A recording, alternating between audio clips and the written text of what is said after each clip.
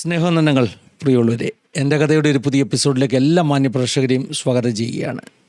അനുഗ്രഹിക്കപ്പെട്ട ഒരു ദിവസം, നല്ല ഒരു ജീവിതാനുഭവം നമ്മൾ കേൾക്കാൻ പോവുകയാണ്. വളരെ പ്രാർത്ഥനയോടുകൂടെ നമുക്ക് ദൈവസന്നിധിയിലായിരിക്കാം. നമ്മളോടൊപ്പം അനുഭവങ്ങൾ പങ്കുവെക്കുവാൻ UK നിന്ന് പ്രിയപ്പെട്ട സണ്ണിച്ചാൻ ജോയിൻ ചെയ്തിട്ടുണ്ട്. തൻ്റെ അനുഭവങ്ങൾ നമുക്ക് വലിയ ബ്ലെസ്സിങ്ങിന് കാരണമായി തീരും. ഒന്നിച്ചൊന്ന് പ്രാർത്ഥിക്കാം.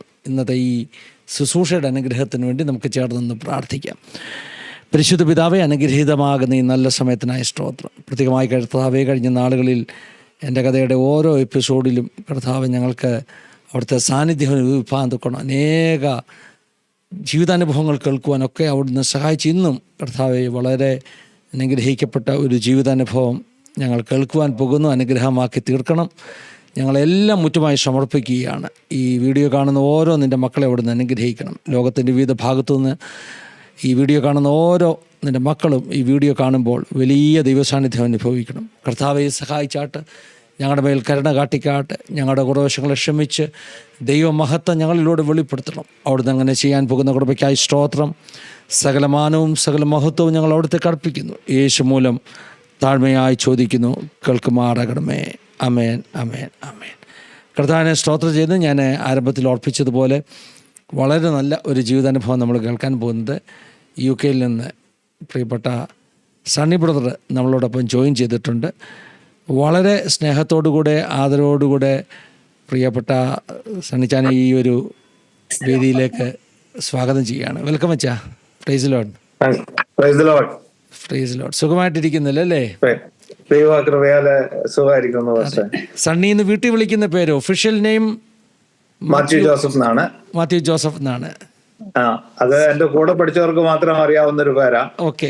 പൊതുവിൽ എല്ലാവരും സണ്ണി എന്ന് അറിയുന്നത്, അങ്ങനെ അറിയപ്പെടുന്നത്. ദൈവത്തിന് സണ്ടർലാൻഡ്. സുന്ദർലാൻഡ്. സുന്ദർ സണ്ടർ. മലയാളികൾ പറയുമ്പോ സുന്ദർലാൻഡ് എന്ന് പറയും, ഇംഗ്ലീഷുകാരും പറയുമ്പോ സുന്ദർലാൻഡ് പറയും. ആയിട്ടാ പറയുള്ളൂ. ആ പ്രൊനൗൺസിയേഷനിൽ പറയുള്ളൂ. ദൈവത്തിന് സ്തോത്രം. UK ഏത് ഭാഗം വെച്ചാ? ഞാൻ നോർത്ത് ഈസ്റ്റ് അവസ്ഥ. ഇവിടുന്ന് സ്കോട്ട്ലൻഡിലേക്ക് ഒരു 150 മൈലും ലണ്ടൻ സൈഡിലേക്ക് ഒരു നിയർലി ഒരു 300 മൈലും. ശരി. അപ്പൊ ശരിക്കും പിന്നെ ഇംഗ്ലണ്ടിന്റെ നോർത്തേൺ സൈഡ്. Northern side. വർഷങ്ങളായോ അവിടെ ആയിട്ട്? ഞാനിവിടെ 2004 പകുതിയിൽ എത്തിയതാ. ഓ, 10-22 വർഷങ്ങളാകുന്നു. അത് ശരി. അപ്പൊ നാട്ടിലെവിടെയാ? നാട്ടിലെ കഥകളൊക്കെ പറഞ്ഞാൽ. ഞാന് എറണാകുളം ജില്ലയില് വണ്ടർലയുടെ അടുത്ത്, പെട്ടെന്ന് മലയാളിക്ക് മനസ്സിലാവാൻ എളുപ്പം അതാവുന്നല്ലോ. എറണാകുളം ജില്ലയില് വണ്ടർലയുടെ അടുത്ത് പള്ളിക്കര എന്ന് പറയുന്ന സ്ഥലത്ത്, കുന്നത്തനാട് പഞ്ചായത്തില് പഴന്തോട്ടം അടുത്ത്, വെമ്പിളി എന്ന് പറയും. എന്റെ ശരിക്കും എന്റെ സ്ഥലം വെമ്പിളി എന്ന് പറയും. ശരി. അതാ പറഞ്ഞു മനസ്സിലാക്കാൻ എളുപ്പം അല്ലേ? അതാ, വണ്ടർലയുടെ അടുത്ത് പറയുമ്പോ പെട്ടെന്ന് ആൾക്കാർക്ക് മനസ്സിലാവും. അപ്പൊ ഇതിനകത്തൊരു സാമ്യമുണ്ട്. ഇത് സണ്ടർലാൻഡും അത് വണ്ടർലായും എന്തോ പേരിലൊക്കെ ഒരു സാമ്യം എനിക്ക് തോന്നുന്നു. സണ്ടർലാൻഡില് ഇവിടെ പണ്ടൊരു പോർട്ട് ഉണ്ടായിരുന്നതാ. പണ്ട് ഇവിടുന്ന് വലിയ ഷിപ്പൊക്കെ ഉണ്ടാക്കി, ദൈവത്തിന് പോലും തകർക്കാൻ കഴിയില്ല എന്ന് പറഞ്ഞ ഷിപ്പ് ഉണ്ടാക്കിയതിന്റെ ഒരുപാട് സ്ഥലങ്ങൾ ഉണ്ടാക്കിയ ഒരു സ്ഥലം ഇവിടെ ഒരു പോർട്ടായിരുന്നു. അതെല്ലാം പൂട്ടിപ്പോയി. ഇപ്പൊ അതൊന്നുമില്ല. അങ്ങനെ സണ്ടർലാൻഡിന് പ്രത്യേകതകളുള്ളതാണ് ഒരുപാട്. അത് ശരി. അപ്പം നമുക്ക് പ്രേക്ഷകർക്ക് വേണ്ടി പരിചയപ്പെടാൻ വേണ്ടി വീട്ടുകാര്യം, ജനിച്ചു വളർന്ന സ്ഥലം പറഞ്ഞെന്നാൽ പോലും മാതാപിതാക്കൾ, അതുപോലെ തന്നെ കുടുംബ പശ്ചാത്തലം, അച്ഛൻ്റെ കുടുംബം, ഇങ്ങനെയുള്ള കുറേ ചെറിയ ചെറിയ ഡീറ്റെയിൽസ് ഒക്കെ ഒന്ന് പറയുകയാണെങ്കിൽ ഒന്ന് പരിചയപ്പെടാൻ വേണ്ടി ഒരു ഉപകാരമാകും. തീർച്ചയായിട്ടും. എൻ്റെ വീട് ഞാൻ പറഞ്ഞല്ലോ, പള്ളിക്കര അടുത്ത് വെമ്പിളി എന്ന് പറയുന്ന സ്ഥലത്തുണ്ട്. ചെറിയൊരു ഗ്രാമപ്രദേശത്തിലാണ് ഞാൻ ജനിച്ചത് വളർന്നതും. ഒരു ആവറേജ് കർഷക കുടുംബത്തിൽ ജനിച്ചു വളർന്നു. എൻ്റെ സ്കൂൾ വിദ്യാഭ്യാസം മോറക്കാല സ്കൂളിലായിരുന്നു. ഞാൻ പഴന്തോട്ടം സ്കൂളിലാണ് പഠിച്ചത്. ആദ്യം LP സ്കൂളിൽ പഴന്തോട്ടം, പിന്നെ മോറക്കാല പോയി. ഹൈസ്കൂള് ഞാൻ 9ാം ക്ലാസ് വരെ പഠിച്ചുള്ളൂ. അത് കഴിഞ്ഞ് ഞാൻ ITIക്ക് പോയി. ITI കഴിഞ്ഞു. ഒരു 2 വർഷത്തോളം അമ്പലമുളക് കമ്പനിയിലും റിഫൈനറിലും ഒക്കെ ആയിട്ട് ചെറിയ ചെറിയ പണികളൊക്കെ ആയിട്ട് ഇങ്ങനെ കഴിഞ്ഞു കൂട്ടി. 82 ജനുവരിയിൽ എൻ്റെ ആദ്യത്തെ യാത്ര ബോംബെ, 3 ദിവസത്തെ യാത്ര. അത് കഴിഞ്ഞിട്ട് അവിടുന്ന് 2 ദിവസം ബോംബെയിൽ, പിന്നെ 2 വർഷം സൗദി അറേബ്യ, വീണ്ടും തിരിച്ച് നാട്ടില്, വീണ്ടും 2004 വീണ്ടും മസ്കറ്റിലേക്ക് തിരിച്ചു പോയി. 84 മസ്കറ്റിലേക്ക് തിരിച്ചുപോയി. എൻ്റെ അപ്പച്ചന് ചെറിയൊരു ബിസിനസ്സൊക്കെ ഉണ്ടായിരുന്നു, ചെങ്കല്ലിൻ്റെ ബിസിനസ്. പിന്നെ മോറക്കാല സ്കൂളിനോട് കറക്റ്റ് ഞങ്ങൾക്കൊരു ചെറിയ ജോലി കടയൊക്കെ ഉണ്ടായിരുന്നു. അപ്പോൾ അപ്പച്ചനൊരു ചെറിയ ബിസിനസ്സുകാരനായിരുന്നു. അപ്പച്ചനൊരു മകനേ ഉണ്ടായിരുന്നുള്ളൂ. ഞങ്ങൾ 4 ആണും 1 പെണ്ണും. അതാണ് എൻ്റെ കുടുംബം. എൻ്റെ വൈഫ് ഹൗസ് അടുത്ത് തന്നെയാണ്, പഴങ്ങനാട് അടുത്ത് ഊരക്കാട് എന്ന് പറഞ്ഞ സ്ഥലത്താണ്. ഞങ്ങൾ ബേസിക്കലി യാക്കോബായ സഭയിൽ ജനിച്ചു വളർത്തപ്പെട്ടവരാണ്. അവളുടെ വീട്ടിൽ 2 ചേച്ചിമാരും 1 ബ്രദറും. അതാണ് അവരുടെ കുടുംബം. എനിക്ക് തോന്നുന്നു പൊതുവിൽ നിങ്ങളുടെ ആ ഏരിയ ഒക്കെ യാക്കോബ കാത്തലിക് ഒക്കെ ഏരിയ ആണെന്ന് തോന്നുന്നു അല്ലേ? പൊതുവിൽ അങ്ങനെയാണ്. പക്ഷെ കിഴക്കമ്പലം എന്ന് പറയുന്ന സ്ഥലം ഞങ്ങൾക്ക് മിഡിലുണ്ട്. ഈ 2020 സാബുവിന്റെ ഒക്കെ ആ ഒരു സ്ഥലം, അവിടെ മോസ്റ്റ്ലി കാത്തലിക്സാ കൂടുതൽ. കിഴക്കമ്പലമായ ഏരിയ, അതിന്റെ അപ്പുറത്തും ഇപ്പുറത്തും യാക്കോബായക്കാരാ കൂടുതൽ. ശരി, ഞാനിങ്ങനെ കേട്ടിട്ടുണ്ട്. കുറച്ചുകൂടെ അങ്ങ് ആലുവ, പിറവം ആ സൈഡിലേക്ക് പോയാൽ പിന്നെയും ഇങ്ങനെ പിറവം സൈഡിലേക്ക് എനിക്ക് തോന്നുന്നു യാക്കോബായക്കാരെ കൂടുതൽ. പിന്നെ ഈ രാമമംഗലം ആ സൈഡിൽ കുറച്ച് ജ്ഞാനായ യാക്കോബായക്കാരും ഉണ്ട്. എന്തായാലും ക്രൈസ്തവമാകുന്ന ഒത്തിരി സാന്നിധ്യമുള്ള സ്ഥലങ്ങളാണ് അതൊക്കെ. ദൈവത്തിന് ശരി. ഒത്തിരി ജീവിതാനുഭവങ്ങളുണ്ടല്ലോ. അപ്പം ചെറിയ പ്രായം മുതലുള്ള അനുഭവങ്ങൾ പറയാം. ഞാൻ ഇനി അത്യാവശ്യം ഉണ്ടെങ്കിലേ ചോദ്യം ചോദിക്കത്തുള്ളൂ. കേൾക്കാൻ തുടങ്ങിയാണ്. കണ്ടിന്യൂ ചെയ്യാം. ഞാന് വലിയ സൗഖ്യവും വിടുതലും ഒക്കെ കിട്ടിയല്ലേ അന്ന് പക്ഷേ ചെറിയ പ്രായം മുതലുള്ള അനുഭവങ്ങൾ കേൾക്കണം. എനിക്ക് 64 വയസ്സ് പ്രായമുണ്ട്. 65 വയസ്സിലേക്ക് ഞാൻ കിടക്കണം. ഞാൻ എൻ്റെ ഓർമ്മയിൽ എൻ്റെ ഈ 64 വയസ്സ് വരെ ജീവിതത്തിൽ ഞാൻ ഈ ഗൾഫ് യാത്രകളിലെല്ലാം നടന്നപ്പോഴൊക്കെ പല അപകടങ്ങൾ എൻ്റെ മുന്നിലൂടെ കടന്നുപോയെങ്കിലും ഞാൻ പട്ടുപോകേണ്ട അവസ്ഥകൾ 1-2 പ്രാവശ്യങ്ങളിലൊക്കെ ഉണ്ടായെങ്കിലും എൻ്റെ കർത്താവ് അതിശയകരമായി എന്നെ കരുതി. അവിടെയൊക്കെ എന്നെ വഴി നടത്തി. ഒരു വലിയൊരു വണ്ടി ആക്സിഡന്റ് മസ്കറ്റിലുണ്ടായി. എൻ്റെ ഒരു കാറ് ടോട്ടൽ ലോസിൽ പോയി. അത് മസ്കറ്റ് സോഹാർ റൂട്ടിൽ ദിയാൻ എന്ന് പറയുന്ന ഒരു സ്ഥലത്ത് വെച്ച ഒരു ആക്സിഡന്റ് ഉണ്ടായി. ഒരു രാത്രിയിൽ ഒരു വെളുപ്പിന് ഒരു 1:30-2 മണി സമയത്ത് ഞാനൊരു 160 മൈൽ സ്പീഡിൽ വണ്ടി ഓടിച്ച് വരുമായിരുന്നു. അത്രയും കിലോമീറ്റർ സ്പീഡിൽ വണ്ടി ഓടിച്ചിരുമ്പോൾ റോഡ് വളരെ വിജനമായിരുന്നു. പക്ഷെ ഒരാൾ വട്ടം ചേർന്നതുപോലെ എനിക്ക് ഫീൽ ചെയ്തു. ഞാൻ കണ്ടു. ഞാൻ വണ്ടി ചവിട്ടി. എൻ്റെ ഫ്രണ്ടിലെ 2 ടയറും ബോസ്റ്റായി പോയി. വണ്ടി നിയന്ത്രണം വിട്ട് ഫെൻസിലിടിക്കുകയും അതിൻ്റെ അടിയിൽ കയറി പോവുകയൊക്കെ ചെയ്തൊക്കെ ഞാൻ കണ്ടുകൊണ്ടിരുന്നു. എൻ്റെ കൂട്ടത്തില് അന്ന് എറണാകുളത്തുള്ള ഇന്ന് യേശുദാസിന്റെ തറവാട് വാങ്ങിയിട്ട് അവിടെ ഒരു ഹോട്ടൽ നടത്തുന്ന ഒരു നാസർ ഉണ്ടായിരുന്നു. ഞാൻ ആ കൂട്ടുകാരനെ എടുക്കാൻ വേണ്ടി പോയതാണ്. തിരിച്ചു വന്ന വഴിക്ക് ആക്സിഡന്റ് ഉണ്ടായി. പുള്ളിയുടെ കാല് ഒടിഞ്ഞു പോയി, വട്ടം മുറിഞ്ഞു പോയി. എനിക്ക് ദൈവകൃപയാൽ ഒരു പോറൽ പോലും പറ്റാതെ ഞാൻ അതിൽ നിന്ന് രക്ഷപ്പെട്ടു. അപ്പൊ ഇടിച്ചു കയറുന്നത് സിനിമ കാണുന്നത് പോലെ ഞാൻ കണ്ടുകൊണ്ടിരുന്നു. അപ്പൊ ഞാൻ നാസറിനോട് പറഞ്ഞു, നാസറെ എല്ലാം തീർന്നല്ലോ. പക്ഷെ തീർന്നതിന് മുമ്പേ എൻ്റെ ദൈവം ആ വണ്ടിയെ ട്വിസ്റ്റ് ചെയ്തു, ലാമ്പ് പോസ്റ്റിൽ അടിച്ചു. വണ്ടി റാമാതിരി വളഞ്ഞു പോയി. അതിനകത്തുനിന്ന് ഒന്നും കിട്ടിയില്ല. ബാക്കിൽ ഒരു ലൈറ്റ് മാത്രമേ കിട്ടിയുള്ളൂ, ഡാമേജ് ആയി പോകാതെ ബാക്കിയെല്ലാം പോയി. അതിൽ നിന്ന് ഞാൻ എന്തായാലും രക്ഷപ്പെട്ടു. പുള്ളിക്ക് ചെറിയ ആക്സിഡൻ്റൊക്കെ പറ്റി. അങ്ങനെ അതിൽ നിന്ന് പുള്ളിയും കഷ്ടപ്പെട്ടൊക്കെ സൗഖ്യത്തോടെ പുള്ളിയും നാട്ടിലുണ്ട് ഇപ്പോൾ. അതിൽ നിന്ന് ഞാൻ രക്ഷപ്പെട്ടു. പിന്നെ നാട്ടിൽ വെച്ച് ബൈക്ക് ആക്സിഡൻ്റൊക്കെ ചെറുതൊക്കെ ഉണ്ടായിട്ടുണ്ട്. അതൊന്നും ഒരു കാര്യമായ കാര്യങ്ങളായിരുന്നില്ല. പക്ഷെ എങ്കിലും ഇവിടെ മസ്കറ്റിലായിരുന്ന സമയത്ത് ഞാൻ പറഞ്ഞല്ലോ, ഒരു എബോവ് ആവറേജ് കർഷക കുടുംബത്തിലാണ് ജനിച്ചതും വളർന്നതുമെല്ലാം. എങ്കിലും എൻ്റെ മസ്കറ്റ് ജീവിതത്തിനകത്ത് ഞാൻ ചെയ്തിരുന്നൊരു ബിസിനസ്സൊക്കെ തകർന്നു പോകാനും ഒക്കെ ഇടയായി. അങ്ങനെ വിസയില്ലാതെ ഒരു 7 മാസത്തോളം റൂബി സ്ട്രീറ്റിൽ കൂടെ ഞാൻ ഒരു നേരത്തെ ഭക്ഷണത്തിനില്ലാതെ അലഞ്ഞ സമയങ്ങളൊക്കെ എനിക്കുണ്ടായി. പക്ഷേ എങ്കിലും കരുതുന്ന ഒരു ദൈവം അന്നെല്ലാം ഓരോരുത്തരെ ആ സമയങ്ങളിൽ എനിക്ക് ഒരുക്കി തന്ന എൻ്റെ ദൈവം എന്നെ വഴി നടത്തി. എൻ്റെ അപ്പച്ചൻ പലപ്പോഴും എന്നോട് പറഞ്ഞു, മോനെ പറ്റൂല്ലെങ്കിൽ നീ കളഞ്ഞിട്ട് പോരെ, അവിടെ നിൽക്കണ്ട, പൈസ തരാം, ടിക്കറ്റ് എടുത്ത് തരാം. ഞാൻ പറയും, അപ്പോൾ അന്ന് എനിക്കൊരു വാശിയായിരുന്നു, ഒന്നുകിൽ ഇവിടം കൊണ്ട് നേടണം അല്ലെങ്കിൽ ഇവിടം കൊണ്ട് തീരണം. അതിനിടയിൽ എൻ്റെ കല്യാണം നടന്നു. 89 ഞാൻ എൻ്റെ അസ്ഥിയെ കണ്ടെത്തി. Price the Lord. അവരുടെ കല്യാണം കഴിഞ്ഞ് വന്നതിന് ശേഷമായിരുന്നു എൻ്റെ ഈ കടയെല്ലാം പോയതും. കല്യാണം കഴിഞ്ഞ് വന്ന ആ ഒരു മാസത്തിൽ തന്നെ ഞാൻ ഏൽപ്പിച്ചിട്ട് പോയവരെല്ലാം എന്നെ ആത്മാർത്ഥമായി സഹായിച്ചു, എല്ലാം മുക്കി തന്നു. ഞാൻ അങ്ങനെ ഒരു നിർധനനായി ഭയങ്കര ഒരു ഭാരത്തിൽ, അന്നത്തെ കണക്കിന് ഒരു 1.5 ലക്ഷം രൂപ എനിക്ക് കടമുണ്ടായി. അതെല്ലാം തീർത്ത് കൃപയാൽ വീണ്ടും ബാക്കപ്പ് ആവാൻ ദൈവം എന്നെ സഹായിച്ചു. ഒരു 7 മാസത്തെ എൻ്റെ അലച്ചിലില് ദാരിദ്ര്യം എന്താണെന്നും ഒരു നേരത്തെ ഭക്ഷണത്തിന്റെ വില എന്താണെന്നും ഞാൻ ശരിക്കും രുചിച്ചറിഞ്ഞ ഒരു സമയമായിരുന്നു. എൻ്റെ കർത്താവ് അവിടെ എല്ലാം കരുതി. 1 വർഷം കഴിഞ്ഞപ്പോഴത്തേക്കും എനിക്ക് സാനിയെ മസ്കറ്റിൽ, എൻ്റെ വൈഫിനെ മസ്കറ്റിൽ കൊണ്ടുവന്ന് മിനിസ്ട്രി ഓഫ് ഹെൽത്തിലെ വിസയിൽ അവർക്ക് വരാനും എല്ലാം ദൈവം വഴികളെ തുറന്നു. എൻ്റെ ജീവിത രീതി മാറി, ശൈലി മാറി. അന്ന് വരെ ഇല്ലാതിരുന്ന ഒരു ശീലം പതിയെ പതിയെ എൻ്റെ കൂട്ടുകെട്ടുകളിൽ എനിക്ക് തുടങ്ങി. ചെറിയ മദ്യസേവ ഒരു ടേസ്റ്റ് ചെയ്തു, പിന്നെ 1 പെഗ് പോയി, 2 പെഗ് പോയി, ബോട്ടിലുകളിലേക്ക് മാറി. 2 ബോട്ടിൽ റമ്മ് വരെ ഞാൻ അടിച്ച ദിവസങ്ങളുണ്ട്. 80 സിഗരറ്റ് ഞാൻ ഒരു ദിവസം വലിക്കുമായിരുന്നു. അതെല്ലാം എങ്ങനെയൊക്കെയോ എവിടെയൊക്കെയോ വെച്ച് എൻ്റെ ദൈവം എന്നിൽ നിന്ന് എടുത്തു കളഞ്ഞു. ഒരൊറ്റ ദിവസം കൊണ്ട് 80 സിഗരറ്റ് വലിച്ചിരുന്ന ഞാൻ സിഗരറ്റ് വലി നിർത്താൻ എൻ്റെ അപ്പൻ എനിക്ക് കൃപ തന്നു. അതിൽ നിന്നെല്ലാം ഞാൻ എസ്കേപ്പായി. മദ്യപാനവും അതുപോലെ തന്നെ നിർത്തിപ്പോകാനിടയായി. അപ്പോൾ എന്തായാലും ദൈവം കരുതിയ അക്കരുതലുകൾ, മസ്കറ്റിലെ ജീവിതം എനിക്ക് ഒരുപാട് പഠിക്കാനും എന്നെ ഒരുപാട് കാര്യങ്ങളിലേക്ക് കൊണ്ടുപോയ അനുഭവങ്ങൾ എനിക്ക് ഉണ്ടായി. ഒരുപാട് കൂട്ടുകെട്ടുകളെല്ലാം ഉണ്ടായി. പക്ഷെ ഇവിടെ മദ്യപാനം നിർത്തിയപ്പോൾ ആ കൂട്ടുകെട്ടുകളെല്ലാം ഒന്നൊന്നായി കൊഴിഞ്ഞു പോകുന്ന ഒരവസ്ഥയെ ഞാൻ കണ്ടേ. അപ്പോൾ അതെല്ലാം ക്ഷണികമാണ്. കാരണം നമ്മളെ നന്മകളിൽ മാത്രം കൂട്ടുകൂടുന്ന ഒരുപാട് സുഹൃത്തുക്കൾ. ഞാൻ UK-ലെത്തി 2004 ഈ 2004 മുതൽ ഇങ്ങോട്ടുള്ള ജീവിതയാത്രയിലും ഒരുപാട് സുഹൃത്തുക്കളെയും ഒരുപാട് പേരെയും ഒക്കെ കണ്ടു. പക്ഷെ അതിനിടയിൽ മസ്കറ്റിൽ ഞാൻ ഈ വിശ്വാസത്തിലേക്ക് വന്നതിൻ്റെ ഒരു കാരണം, ഞാൻ പള്ളിയുമായുള്ള ബന്ധത്തിൽ വളരെ ആത്മാർത്ഥമായി പള്ളിയിലേക്ക് നിന്നൊരു ഉറച്ച യാക്കോബായക്കാരൻ, ഒരു തീവ്രവാദി യാക്കോബായക്കാരനെന്ന് പറയുന്നതായിരിക്കും ഉത്തമം. തൃക്കുന്നത്ത് സെമിനാരി കയ്യേറാൻ കാതോലിക്ക ബാബയോടൊപ്പം പോവുകയും, അന്ന് ഞാൻ 7ാം ക്ലാസ് വിദ്യാർത്ഥിയാണ്.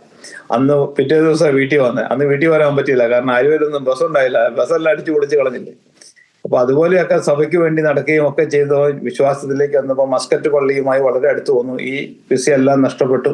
അന്നിരുന്ന സമയത്ത് പള്ളിയിൽ ഒരു അന്തേവാസിയായി ചെല്ലാൻ എനിക്ക് ഇടവന്നു. അപ്പോൾ അവൻ നടത്തുന്ന വഴികളെ ഓർക്കുമ്പോൾ അത് ഒരുപാട്, ഈ ഒരു ദിവസം മുഴുവൻ ഇരുന്ന് പറഞ്ഞാൽ തീരുമോയെന്ന് എനിക്കറിയില്ല പാസ്റ്ററെ.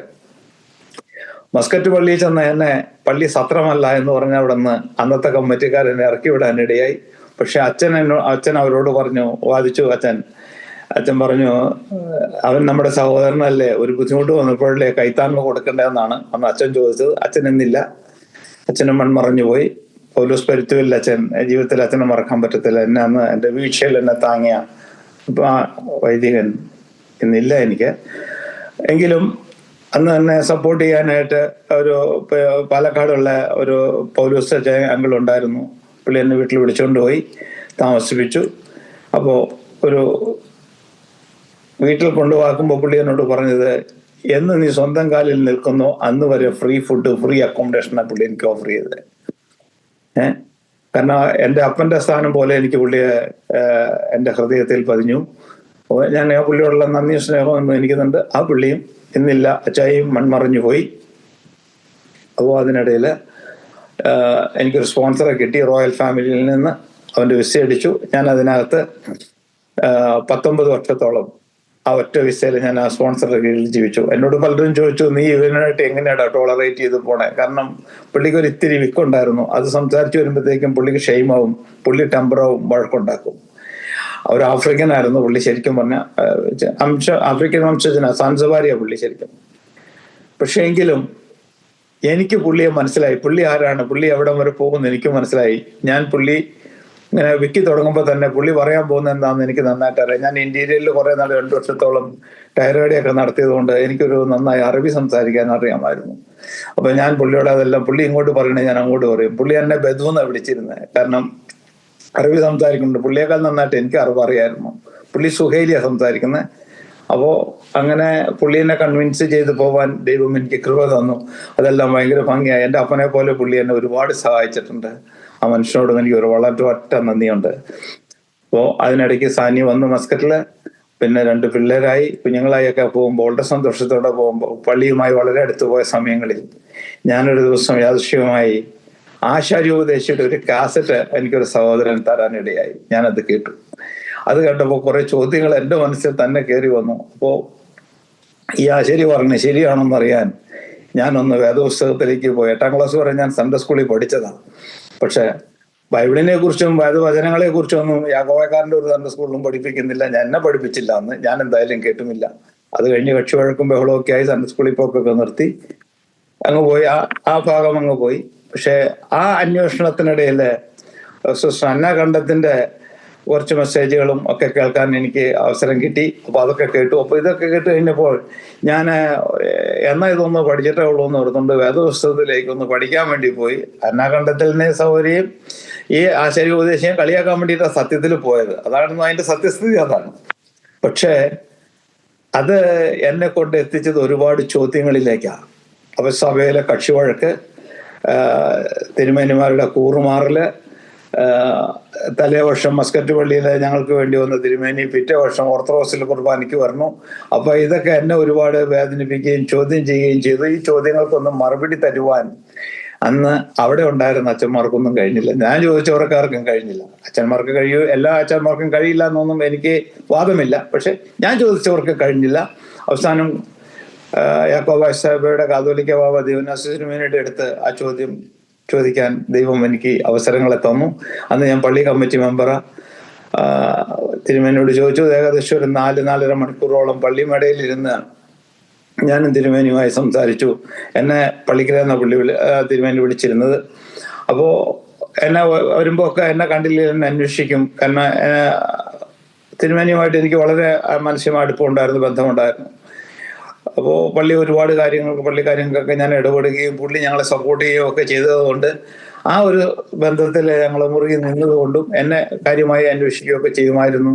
അപ്പോൾ ചെന്ന് കണ്ടു, സംസാരിച്ചു. 4.5 മണിക്കൂറോളം ഇരുന്നുള്ള സംസാരത്തിനിടയിൽ ഞാൻ ചോദിച്ച ചോദ്യങ്ങൾക്കൊക്കെ തിരുമേനി കുറെയൊക്കെ സഭ പഠിപ്പിച്ചു, പിതാക്കന്മാർ പഠിപ്പിച്ചു, ഇങ്ങനെയൊക്കെയുള്ള മറുപടികളെ കൊണ്ടുവന്നത്. അപ്പോൾ ഞാൻ അതിലൊന്നും തൃപ്തനായില്ല. അപ്പോൾ തിരുമേനിക്ക് മനസ്സിലായി ഇതുകൊണ്ടൊന്നും ഒതുങ്ങണ കൂട്ടത്തിലല്ല, ഒതുങ്ങാൻ പോകുന്നുമില്ല. അപ്പോൾ അവസാനം എന്നോട് പറഞ്ഞു, മോനെ, നീ അറിഞ്ഞതാണ് ശരിയെന്ന് നിനക്ക് തോന്നുന്നുവെങ്കിൽ ആരോടും ഒന്നും പറയണ്ട, ആ വഴിയെ പോകുക. അന്ന് പള്ളി വിട്ടിറങ്ങി. പിന്നെ പ്രൈസ് ദി ലോർഡ്, പിന്നെ അങ്ങോട്ട് തിരിഞ്ഞു നോക്കിയില്ല. ആ പള്ളി ഭാഗത്തേക്ക് ഞാൻ പോയില്ല. ഞാൻ എൻ്റെ ഭാര്യയോട് ഇത് പറഞ്ഞു, എടി ഇതൊക്കെയാണ് ഇതിൻ്റെ സത്യങ്ങൾ. അപ്പോൾ അവള് ശരിക്കും ഒരു യാഥാസ്ഥിതിയായ കോവായ കുടുംബത്തിൽ ജനിച്ചു വളർന്ന അവൾക്കത് ഉൾക്കൊള്ളാൻ ബുദ്ധിമുട്ടായി. കാരണം ഞങ്ങളുടെ വീട്ടിൽ നിന്ന് ആരും ഒരു പെന്തക്കോസ് വിശ്വാസത്തിലില്ല. എൻ്റെ ഫാമിലിയിൽ ആരും ഇല്ല, ഇവളുടെ ഫാമിലിയിലും ആരുമില്ല. അപ്പോൾ പിന്നെ അത് ഉൾക്കൊള്ളുക അത്ര ഈസി ആയിരുന്നില്ല. ഈ കൂട്ടം വിട്ട് പോരുക അത് അത്ര ഈസി പരിപാടി അല്ല പാസ്റ്റർ.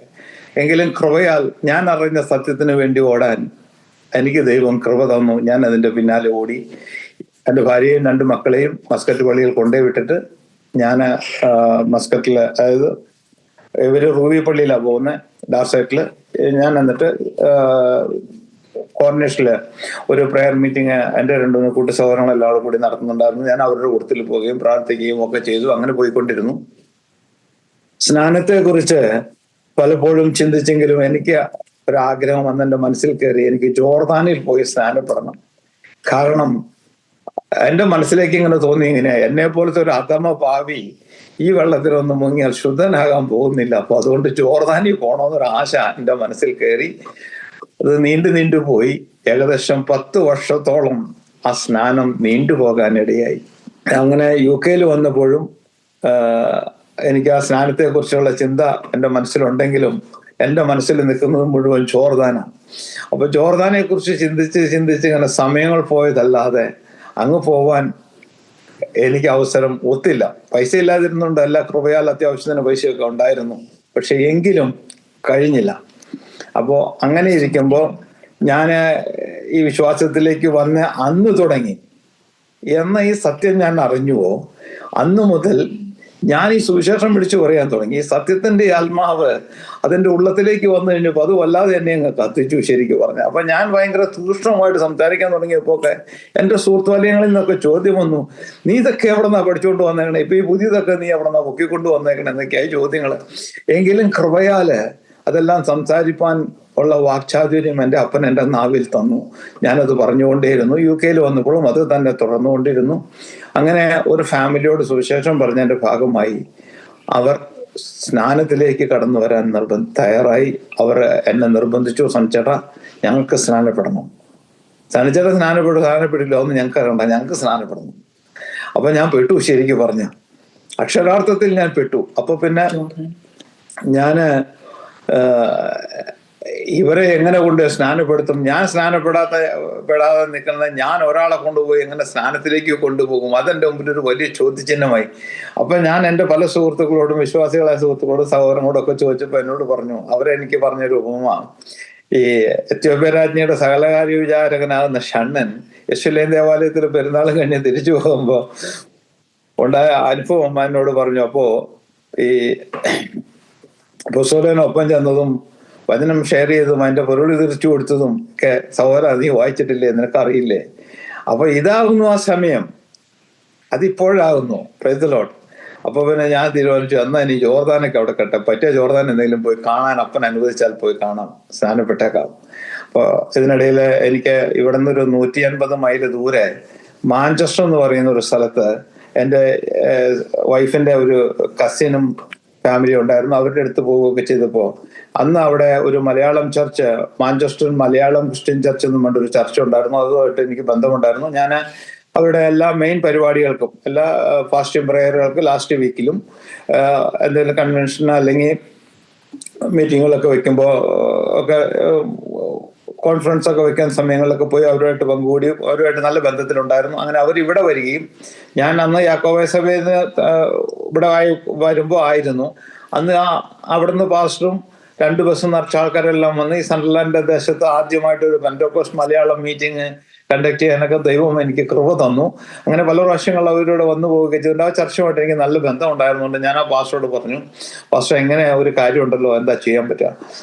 അതിനെന്താ സഞ്ചാൻ, നമുക്ക് സഞ്ചാൻ എപ്പോഴാ വന്നെന്ന് പറഞ്ഞാൽ മതി, നമുക്ക് ഇന്ന് വേണമെങ്കിൽ ആക്കാമെന്ന് പറഞ്ഞു. പാസ്റ്റർ റെഡിയായിരുന്നു. പാസ്റ്റർ എന്നോട് പലപ്പോഴും സ്നാനത്തെ കുറിച്ചൊക്കെ പറഞ്ഞതാ.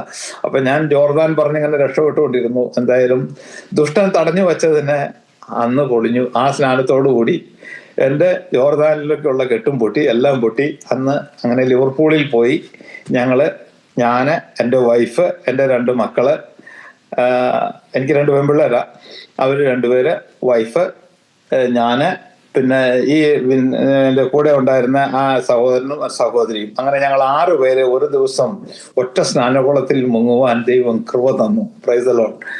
അത് 2012 പിന്നെ അങ്ങോട്ട് സൺലാൻഡ് ദേശത്ത് ഞങ്ങൾ തന്നെയായിരുന്നു. അവിടെ ഞങ്ങൾ ചെറിയൊരു പ്രവർത്തനമൊക്കെ ആയിട്ട് ഇങ്ങനെ പോണു. അപ്പോൾ ഞാൻ ഈ സുവിശേഷം പറഞ്ഞ് നടന്നതുകൊണ്ട് എനിക്ക് ഒരുപാട് പ്രശ്നങ്ങളും പ്രതിബന്ധങ്ങളും ഉണ്ടാക്കി. കാരണം എന്താ വെച്ചാൽ ഇവിടെ വന്നതിൽ മോസ്റ്റ്ലി 90% കാത്തലിക് ഫാമിലികളാണ് ഇവിടെ ഉള്ളവർ. അതും ജ്ഞാനായക്കാരാണ് കൂടുതലും വന്ന്. അപ്പോൾ ഞാൻ ഇവരുടെ അടുത്ത് സുവിശേഷം പറയാൻ ചെല്ലുമ്പോൾ ഇവർക്കുള്ള പ്രശ്നം എന്താണെന്ന് വെച്ച് കഴിഞ്ഞാൽ, ഇവർ ഈ യഥാസ്ഥിതിക കത്തോലിക്ക കുടുംബങ്ങളിൽ ജനിച്ചവര് ഇവരുടെ ആചാരങ്ങളെയും അനുഷ്ഠാനങ്ങളെയും ഒക്കെ വചനം വെച്ച് ചോദ്യം ചെയ്യാൻ തുടങ്ങി കഴിഞ്ഞപ്പോൾ ഞാൻ ഇവർക്കൊക്കെ ശത്രുവായി. എന്താണ് കാരണം എന്ന് പാസ്റ്ററിന് അറിയാമല്ലോ, ഞാൻ അതിലേക്ക് തെളിച്ചു പോകുന്നില്ല. Price the Lord. അപ്പൊ അങ്ങനെ അതെനിക്ക് ഒരുപാട് എൻ്റെ തൊഴിലിനെ ബാധിക്കുകയും ഞാൻ ഈ ദേശത്ത് ശരിക്കും പറഞ്ഞാൽ ഇവർക്കൊക്കെ ഒരു കണ്ണിലെ കരട് പോലെയായി സത്യത്തിൽ. എങ്കിലും എൻ്റെ ദൈവം എൻ്റെ വഴികളെ വിസ്താരത്തിൽ തുറന്നു. ഈ സണ്ടർലാൻഡ് മുതൽ അങ്ങ് വെയിൽസ് വരെ 300-350 മൈല് ദൂരെ വരെ, അങ്ങ് ലണ്ടൻ വരെ ഞാൻ പോകാത്ത സിറ്റികളില്ല. എൻ്റെ പരിപാടി മെയിൻ്റനൻസ് ആയിരുന്നു. ഞാൻ ചെയ്തിരുന്ന പണി മസ്കറ്റിൽ, ഞാൻ കൺസ്ട്രക്ഷൻ കമ്പനിയിലാണ് ആദ്യം ചെല്ലുന്നത്. അന്നൊക്കെ എനിക്ക് ഇഷ്ടമില്ലാതെ ഞാൻ ചെയ്ത പണികളുണ്ട്. അന്ന് മേസന്മാർക്ക് സിമെന്റ് കൂട്ടി കൊടുക്കുക, ഇഷ്ടിക ചുമന്ന് കൊടുക്കുക, ഇതൊക്കെയായിരുന്നു പരിപാടി. ഞാൻ ബേസിക്കലി പ്ലംബറാണ്. പക്ഷെ ആ പണി, പ്ലംബിങ്ങിന്റെ പണി ഒന്നും ഉണ്ടാവത്തില്ല. അപ്പൊ കിട്ടുന്ന പണി കൺസ്ട്രക്ഷൻ കമ്പനിയിലെല്ലാം അങ്ങനെ തന്നെയാണ്. ഗൾഫിലുള്ള എല്ലാ കൺസ്ട്രക്ഷൻ കമ്പനികളിലും വരുന്ന എല്ലാ ചേട്ടന്മാരും ഇതൊക്കെ തന്നെ ചെയ്യുന്നത്. പക്ഷെ ആരും പറയാറില്ലെന്ന് മാത്രം. എനിക്കത് പറയാൻ നാണമില്ല. കാരണം അന്ന് ഞാൻ അത് ചെയ്തതെല്ലാം കണ്ണുനീരോടെയാണ്. വചനം പറയുന്നു, കണ്ണുനീരോടെ വിതച്ചു ആർപ്പോടെ കൊയ്തു എന്ന. ഞാൻ അന്ന് അവിടെ കണ്ണുനീരോടെ ചെയ്ത പണികളൊക്കെ, മേസന്മാർ, രാജസ്ഥാനികളൊക്കെ, എനിക്ക് ആകെ അറിയാവുന്ന മലയാളം മാത്രമേ ഉള്ളൂ. ബോംബെയിൽ 3 ദിവസത്തെ ജീവിതം കഴിഞ്ഞിട്ടാണ് ഞാൻ സൗദിക്ക് പോകുന്നത്. സൗദിയിൽ നിന്നാണ് ഈ ഹിന്ദി പഠിച്ചത്. അപ്പോൾ ഹിന്ദിയും അത്യാവശ്യം അറബിയും ഞാൻ സൗദിയിൽ നിന്ന് പഠിച്ചു. ബാക്കിയുള്ള സൗദി മസ്കറ്റിൽ നിന്ന് പഠിച്ചു. അപ്പോൾ മസ്കറ്റ് അറബി, സൗദി അറബി ഒക്കെ ആയിട്ട് വ്യത്യാസമുണ്ട്. ഹിന്ദിയും നമ്മൾ ബോംബെയിലും ഡൽഹിയിലും പറയുന്ന പോലെയുള്ള വ്യത്യാസം. അപ്പൊ ഞാൻ കേട്ടതിൽ ഏറ്റവും നല്ല ഹിന്ദി ഡൽഹി ഹിന്ദിയാണ്, ഇത്തിരിയുടെ സ്റ്റാൻഡേർഡാണ്. അപ്പൊ എന്ന് പറയുന്നത് പോലെ ഓരോ ഭാഷയ്ക്കും അതിൻ്റെതായ ഭാഷാ വ്യത്യാസങ്ങളുണ്ട്, സ്ലാങ് വ്യത്യാസങ്ങളുണ്ട്. അപ്പോൾ മെയിൻ്റനൻസ് ഇങ്ങനെ പോയിക്കൊണ്ടിരിക്കുമ്പോൾ ഈ പണികൾ പഠിച്ചത് കൊണ്ട് അന്ന് ഈ പല പല പണികളും ഞാൻ ഈ കമ്പനികളിൽ നിർബന്ധിതനായിട്ട് ചെയ്യേണ്ടി വന്നു. ഹെൽപ്പറായിട്ടും ഒക്കെ നിന്ന് ചെയ്യേണ്ടി വരുമ്പോൾ രാജസ്ഥാനികളിൽ ടൈൽസ് ഒട്ടിക്കുക. അപ്പൊ ഞാൻ അവരോട് ചുമ്മാ പറഞ്ഞു, രാംദത്ത് ഭായ്, രാംദത്താണ് ശരിക്കും പറഞ്ഞാൽ എന്നെ ടൈൽസ് ഒട്ടിക്കാൻ പഠിപ്പിച്ച ഒരാൾ. അന്ന് നമ്മുടെ നാട്ടിലൊന്നും ടൈൽസ് ഇല്ല, ഞാനിത് പഠിക്കണം എന്ന് പറയുന്നത്. അപ്പൊ രാംദൂത് ഭായ് മേ തോടാ കറക്കെ ദേഗാ എന്ന് പറഞ്ഞിട്ട് ഞാൻ ഇവന്റെ കൂട്ടത്തിൽ കൂടി, ഇവന്റെ ഹെൽപ്പറാണ് ഞാൻ. അപ്പൊ ഇവൻ മാറിയിരുന്നു തരും, കാരണം അവനത്രയും കുറച്ച് പണി ചെയ്താൽ പോലെ. അപ്പൊ ഞാൻ ഈ സിമെന്റ് കൂട്ടി എന്തായാലും കൊടുത്തേ മതി, അവള് ശമ്പളം കിട്ടണമെങ്കിൽ സിമെന്റ് കൂട്ടി കൊടുക്കണം. അപ്പൊ സിമെന്റും കൂട്ടി കൊടുത്തേച്ചും ഇവന്റെ കൂട്ടത്തിൽ വെറുതെ ഇരിക്കുന്നതിനേക്കാൾ ഭംഗി എന്തെങ്കിലും ഒന്ന് പഠിക്കുകയും ചെയ്യാമെന്ന് നോക്കുന്നത് ഞാൻ വെറുതെ രസത്തിന് ഒട്ടിച്ച് പഠിച്ചു. എന്തായാലും ആ പണി ഞാൻ പഠിച്ചു. ഇന്ന് ദൈവകൃപയാല് ഇലക്ട്രിക്കലിന്റെ പണി ഞാൻ നല്ല ഭംഗിയായിട്ട് ചെയ്യും, പ്ലംബിങ് ചെയ്യും, ടൈൽസിന്റെ വർക്ക് ചെയ്യും, ഡെക്കറേഷൻ വർക്കുകൾ ചെയ്യും, പെയിന്റ് ചെയ്യും. ഒരു വീടിനകത്ത് എന്തെല്ലാം ഉണ്ടോ, ജോയിനറി, കാർപ്പൻറ്റർ, ഇവിടെ ജോയിനർ എന്ന് പറയണേ കാർപ്പൻറ്ററിന്, അപ്പോൾ ജോയിനറി വർക്ക് ചെയ്യും. അപ്പോൾ ഇങ്ങനെ എല്ലാ പണികളും അന്ന് ഞാൻ എൻ്റെ നിവൃത്തികേട് കൊണ്ട് ഞാൻ ചെയ്തു പഠിച്ചു. പക്ഷെ അന്ന് വചനം പഠിപ്പിച്ചതുപോലെ ഞാൻ കണ്ണുനീരോടെ അന്ന് ഞാനത് വിതച്ചു. ഞാൻ UK വന്നപ്പോൾ ഇവിടെ ഈ പണികൾക്കൊന്നിനും ആരെയും കിട്ടാനില്ലാത്ത സ്ഥലങ്ങളാണ്, മുതലിൽ ടൈറ്റാണ്. അപ്പം ഞാനതെല്ലാം ഭംഗിയോടെ ചെയ്തു. ഫ്ലോറിങ്, ലാമിനേഷന്റെ വർക്കുകൾ, പെയിന്റിങ്, അങ്ങനെ ഞാൻ ചെയ്യാത്ത പണികളില്ല. പക്ഷേ ദൈവകൃപയാല് തൊട്ടതെല്ലാം പൊന്നായി എന്ന് നമ്മുടെ നാടൻ ഭാഷ പറയുന്നത് പോലെ എൻ്റെ കർത്താവ് എനിക്ക് തന്ന ബുദ്ധിയിലും പരിജ്ഞാനത്തിലും ഞാൻ അതെല്ലാം ചെയ്തു. ചെന്നിടത്തുനിന്നൊന്നും ഒരു പണിക്കും പറ്റാതെ ലജ്ജിച്ചു പോരേണ്ട ഒരു അവസ്ഥ എൻ്റെ സ്വർഗത്തിലെ ദൈവം എനിക്ക് തന്നില്ല. എന്നെ പോലത്തെ ഒരു ടെക്നീഷ്യനെ ഞാനിവിടെ അങ്ങ് നടന്ന് കണ്ടില്ല. എന്നെ ഞാൻ സ്വയം പൊക്കുകയല്ല, അങ്ങനെ ഒരാളെ ഞാൻ കണ്ടില്ല ഇന്നേ വരെ. ഇത്രയും പണികൾ ചെയ്യുന്ന ഒരാളെ ഞാൻ കണ്ടില്ല. ഇവര് പറയുന്ന അങ്ങനെ ചെയ്യുന്ന ഒരു വർക്ക്മാൻഷിപ്പ് ഉണ്ടാവില്ല എന്ന് പറയുന്നത്. പക്ഷെ ഞാൻ അങ്ങനെയല്ല. ഞാൻ ചെയ്ത പണിയിലേക്ക് ഞാൻ തിരിഞ്ഞു നോക്കി, ഞാൻ സന്തോഷത്തോടെ ചിരിക്കും അത് കണ്ടിട്ട്. കാരണം പിന്നീട് ഞാൻ കാണുമ്പോൾ പലപ്പോഴും ഞാൻ ഓർത്തിട്ടുണ്ട്, ഇത് ഞാൻ ചെയ്തിട്ട് പോയത് തന്നെയാണോ എന്ന് എനിക്ക് പലപ്പോഴും തോന്നിയിട്ടുണ്ട്. അതുപോലെ ചെയ്യാൻ എൻ്റെ അപ്പൻ എനിക്ക് കൃപ തന്നു. എൻ്റെ കണ്ണോട് കൈയോട് കൂടെ അവനിരുന്നു. ചെല്ലുന്ന സ്ഥലങ്ങളിലെല്ലാം ഒരു USB നിറച്ച് മലയാളം ഡിവോഷണൽ സോങ്സും കുറച്ച് ഹിന്ദി സോങ്സ് എല്ലാം കൂടെ കയറ്റി ഒരു USB എൻ്റെ കയ്യിലുണ്ട്. ഒരു മ്യൂസിക് ബോക്സും ഉണ്ട്. അത് ചെല്ലുന്ന വീടുകളിലെല്ലാം പ്രാർത്ഥിച്ച് അവിടെ ഞാൻ പണി തുടങ്ങുമ്പോൾ ഈ പാട്ടങ്ങ് വെച്ചിട്ടുണ്ടെങ്കിൽ പണി തീരുമ്പോഴാണ് ഇവൻ ഈ പാട്ട് നിൽക്കുന്നത്. അപ്പൊ ഇവർക്ക് എല്ലാവർക്കും ഭയങ്കര അനുഗ്രഹമായിരുന്നു. ഞാൻ ചെന്നിടത്തുനിന്നൊക്കെ എന്നെ ഭയങ്കര സന്തോഷത്തോടെ അവർ ഈ നാട്ടിൽ ഒഴികെ ബാക്കി എല്ലായിടത്തും. Price the Lord. അപ്പൊ ഈ പോകുന്ന കൂട്ടത്തില് എനിക്ക് സുവിശേഷം പറയാനും അവസരമായിരുന്നു. അപ്പൊ എന്നോട് പലരും ചോദിക്കും, സണിച്ചേട്ടാ ഈ ഡിവോഷണൽ സോങ്സ് മാത്രമേ ഉള്ളൂ, സിനിമാ പാട്ടൊന്നുമില്ലേ? അപ്പൊ എനിക്ക് അവസരം കിട്ടി. അപ്പൊ ഞാൻ പറയില്ല, എനിക്ക് ഇത് കേൾക്കാൻ സമയം തികയണില്ല, പിന്നെ ഞാൻ സിനിമാ പാട്ട് കേൾക്കാൻ എപ്പോഴാണ് പോവുക? ഡിവോഷണൽ സോങ്സ് കേട്ട് എനിക്ക് നിറഞ്ഞാലല്ലേ ഞാൻ അടുത്തേക്ക് പോകേണ്ട കാര്യമുള്ളൂ, കുറവ് വരുമ്പോഴേ പോകേണ്ടിയുള്ളൂ. അപ്പൊ ഞാനിങ്ങനെ അപ്പോസ്തലൻ പറഞ്ഞതുപോലെ കൂടാരപ്പണി ചെയ്ത് സുവിശേഷം പറയുക, അതെനിക്കൊരു നല്ലൊരു അനുഗ്രഹമായിട്ട് തോന്നി. കാരണം എന്താ വെച്ചാൽ എന്നെ കയറ്റാത്ത പല വീടുകളിലും കയറാൻ എനിക്കൊരു കീ ആയിരുന്നു എൻ്റെ പണി. അപ്പോൾ അങ്ങനെ ഒരുപാട് സ്ഥലങ്ങളിൽ എൻ്റെ ദൈവത്തെ വിളിച്ചു പറയുവാൻ, എൻ്റെ ദൈവം തന്ന നന്മകളെ പറയുവാൻ എൻ്റെ സ്വർഗത്തിലെ ദൈവം എനിക്ക് കൃപ തന്നു. ഇപ്പോഴും ഞാൻ അങ്ങനെ തന്നെ ചെയ്യുന്നു. ഞാൻ ഒരു ശരിക്കും പറഞ്ഞു കഴിഞ്ഞാൽ ഒരു ഇവാഞ്ചലിസ്റ്റായിട്ട് ഇങ്ങനെ നടന്നു പോകാനായി എനിക്കിഷ്ടം. ഞാൻ വിശ്വാസത്തിലേക്ക് വന്നപ്പോൾ അന്ന് എനിക്ക് പാസ്റ്റർ ആണോന്നൊരു ആഗ്രഹമൊക്കെ ഉണ്ടായിരുന്നു. എന്നെ സ്നാനപ്പെടുത്തിയ പാസ്റ്റർ 2 പ്രാവശ്യം എനിക്ക് ബാഗ് വാങ്ങി തന്നതാണ്. ഞാൻ തിരിച്ചു കൊടുത്തിട്ട് പറഞ്ഞു, പാസ്റ്ററെ കൈ വെച്ചോ, എപ്പോഴെങ്കിലും ആവശ്യം വന്നാൽ ഞാൻ ചോദിച്ചു കൊള്ളാം. അപ്പോ ഞാൻ പിന്നീട് തീരുമാനിച്ചു അത് വേണ്ട, പാസ്റ്റിംഗ് സർവീസ് വേണ്ട, അത് ഒരുപാട് റെസ്പോൺസിബിലിറ്റി, അത് വേണ്ട. അപ്പൊ ഇതാണെങ്കിൽ വലിയ കുഴപ്പമില്ല, ഇങ്ങനെ സുവിശേഷം പറഞ്ഞ് നടക്കുകയും ചെയ്യാം, എൻ്റെ പണിയും ചെയ്യാം. അപ്പൊ എൻ്റെ നെറ്റിയിലെ വിശർപ്പ് കൊണ്ട് എൻ്റെ ഉപജീവനം എനിക്ക് കഴിക്കുകയും ചെയ്യാം. ആദിപിതാവാകുന്ന ആദമിനോടപ്പം പറഞ്ഞതുപോലെ നീ നിന്റെ നെറ്റിയിലെ വിശർപ്പ് കൊണ്ട് ഉപജീവനം കഴിക്കുക. ഞാൻ എൻ്റെ നെറ്റിയിലെ വിശർപ്പ് കൊണ്ട് ഉപജീവനം കഴിച്ച് എൻ്റെ കർത്താവിൻ്റെ വേല ചെയ്തു പോകുന്നു. അങ്ങനെ ഈ ദേശം മുതൽ ഞാൻ ഈ UK ദേശങ്ങളിൽ ഒരുപാട് ദേശങ്ങളിൽ കൂടെ പോകുവാൻ ദൈവം എനിക്ക് കൃപ തന്നു. സകലതും നന്മയാക്കി തീർത്തു. കഴിഞ്ഞ ഈ 2024 നവംബർ 6 ഞാൻ ആ മാസം നവംബറിൽ ഫസ്റ്റ് വീക്കിൽ എൻ്റെ നവംബർ 1, 2, 3 എനിക്ക് പണികളുണ്ടായിരുന്നു. വർക്കെല്ലാം തീർത്ത് സ്വസ്ഥനായി. ഞാൻ കമ്മിറ്റ് ചെയ്തിരുന്ന എല്ലാ വർക്കുകളും തീർത്തു. ഒരു ഫുൾ ബാത്റൂം ഞാൻ 17 days 17 ദിവസമാണ് എൻ്റെ കണക്ക്. ഞാൻ ഒറ്റയ്ക്ക് പോണതാൽ ഒരു ഹെൽപ്പറും ഇല്ല, ഒന്നുമില്ലാതെ 17 ദിവസം കൊണ്ട് ഒരു ബാത്റൂം കംപ്ലീറ്റ് ടൈലെല്ലാം ഓഫ് ചെയ്ത് പുതിയ പ്ലംബിംഗ് ലൈൻ എല്ലാം ചെയ്ത് പുതിയ ഫിറ്റിങ്സും വെച്ച് 17 ദിവസം കൊണ്ട് ഒരു ബാത്റൂം ഓവർ ചെയ്യണം. അതാണ് എൻ്റെ കണക്ക്, എൻ്റെ ടാർഗറ്റ് അതാ എവിടെ പോയാലും. അപ്പോൾ അങ്ങനെ 2 ബാത്റൂം ആ മാസങ്ങളിലായിട്ട് അതിൻ്റെ പിന്നിലത്തെ 2 മാസങ്ങളിൽ തീർത്ത് എല്ലാ വർക്കുകളും തീർത്ത്. അപ്പോൾ എൻ്റെ വൈഫ് എന്നോട് ചോദിച്ചു, അപ്പോൾ നിങ്ങൾ ആർക്കാ ഇങ്ങനെ പണിയെടുക്കണേ, എന്തിനാ ഇത്രയും ഹാർഡ് വർക്ക് ചെയ്യണേ? അപ്പോൾ എൻ്റെ വൈഫ് സ്ഥിരം നൈറ്റ് ഷിഫ്റ്റാണ് ചെയ്യുന്നത്. ആഴ്ചക്ക് 4 പിറ്റത്ത് 3 വെച്ചിട്ടാണ് ചെയ്തിട്ടുണ്ട്. അപ്പോൾ അവള് നൈറ്റ് കഴിഞ്ഞ് വരുമ്പോൾ എന്നെ ഇവിടെ കാണില്ല, ഞാൻ പകല് പണിക്ക് പോയിക്കല്ലേ, ഞാൻ വൈകുന്നേരം വരുമ്പോഴത്തേക്ക് അവള് നൈറ്റിന് പോകും. അപ്പോൾ ഞങ്ങൾ തമ്മിൽ കാണൽ കുറവാണ്. പിള്ളേർക്കൊക്കെ പ്രായം 32, 28 വയസ്സായ പിള്ളേരാണ് എനിക്കുള്ളത്. അപ്പോൾ അവള് 2 പേർക്കും ജോലിയായി, അവരവരുടെ കാര്യങ്ങൾക്ക് വേറെ സ്ഥലത്ത് ചേർത്തിരിച്ചുകൊണ്ട് ഒരു സ്ഥലത്ത് താമസിക്കുന്നു. അവരവിടെ വർക്ക് ചെയ്യുന്നു, ഞാനും എൻ്റെ വൈഫും ഞങ്ങളുടെ വീട്ടിലും. അപ്പോൾ എന്നെ കാണാൻ കിട്ടുന്നില്ല എന്ന് പറയാം. അപ്പം ഞാൻ പറഞ്ഞു, ഈ ആഴ്ച കൊണ്ട് പണി തീർന്നു, ഇനി പോകുന്നില്ല, ഇനി ഒരു 2 ആഴ്ച കഴിഞ്ഞിട്ട് പോണോളൂ എന്നൊക്കെ പറഞ്ഞ് വീട്ടിൽ കയറിയതാ. പക്ഷെ നവംബർ 6 ഉച്ച ഒരു 10-11 മണിയായപ്പോൾ എനിക്കൊരു വയറുവേദന ചെറുതായിട്ട്. ഞാൻ എൻ്റെ ജീവിതത്തിൽ 64 വയസ്സ് വരെ പക്ഷേ ഒരിക്കൽ പോലും ആശുപത്രിയുടെ കിടക്കയിൽ ഒരു രാത്രി ഞാൻ കിടന്നിട്ടില്ല. എൻ്റെ ദൈവം എന്നെ കിടത്തിയില്ല. പക്ഷേ നവംബർ 6 വൈകുന്നേരം ഉണ്ടായ ഉച്ചയ്ക്കുണ്ടായ വയറുവേദന വൈകുന്നേരം ആയപ്പോഴത്തേക്ക് സിവിയറായി. അന്ന് നമുക്ക് നൈറ്റ് ഷിഫ്റ്റ് ഉണ്ടായിരുന്നു.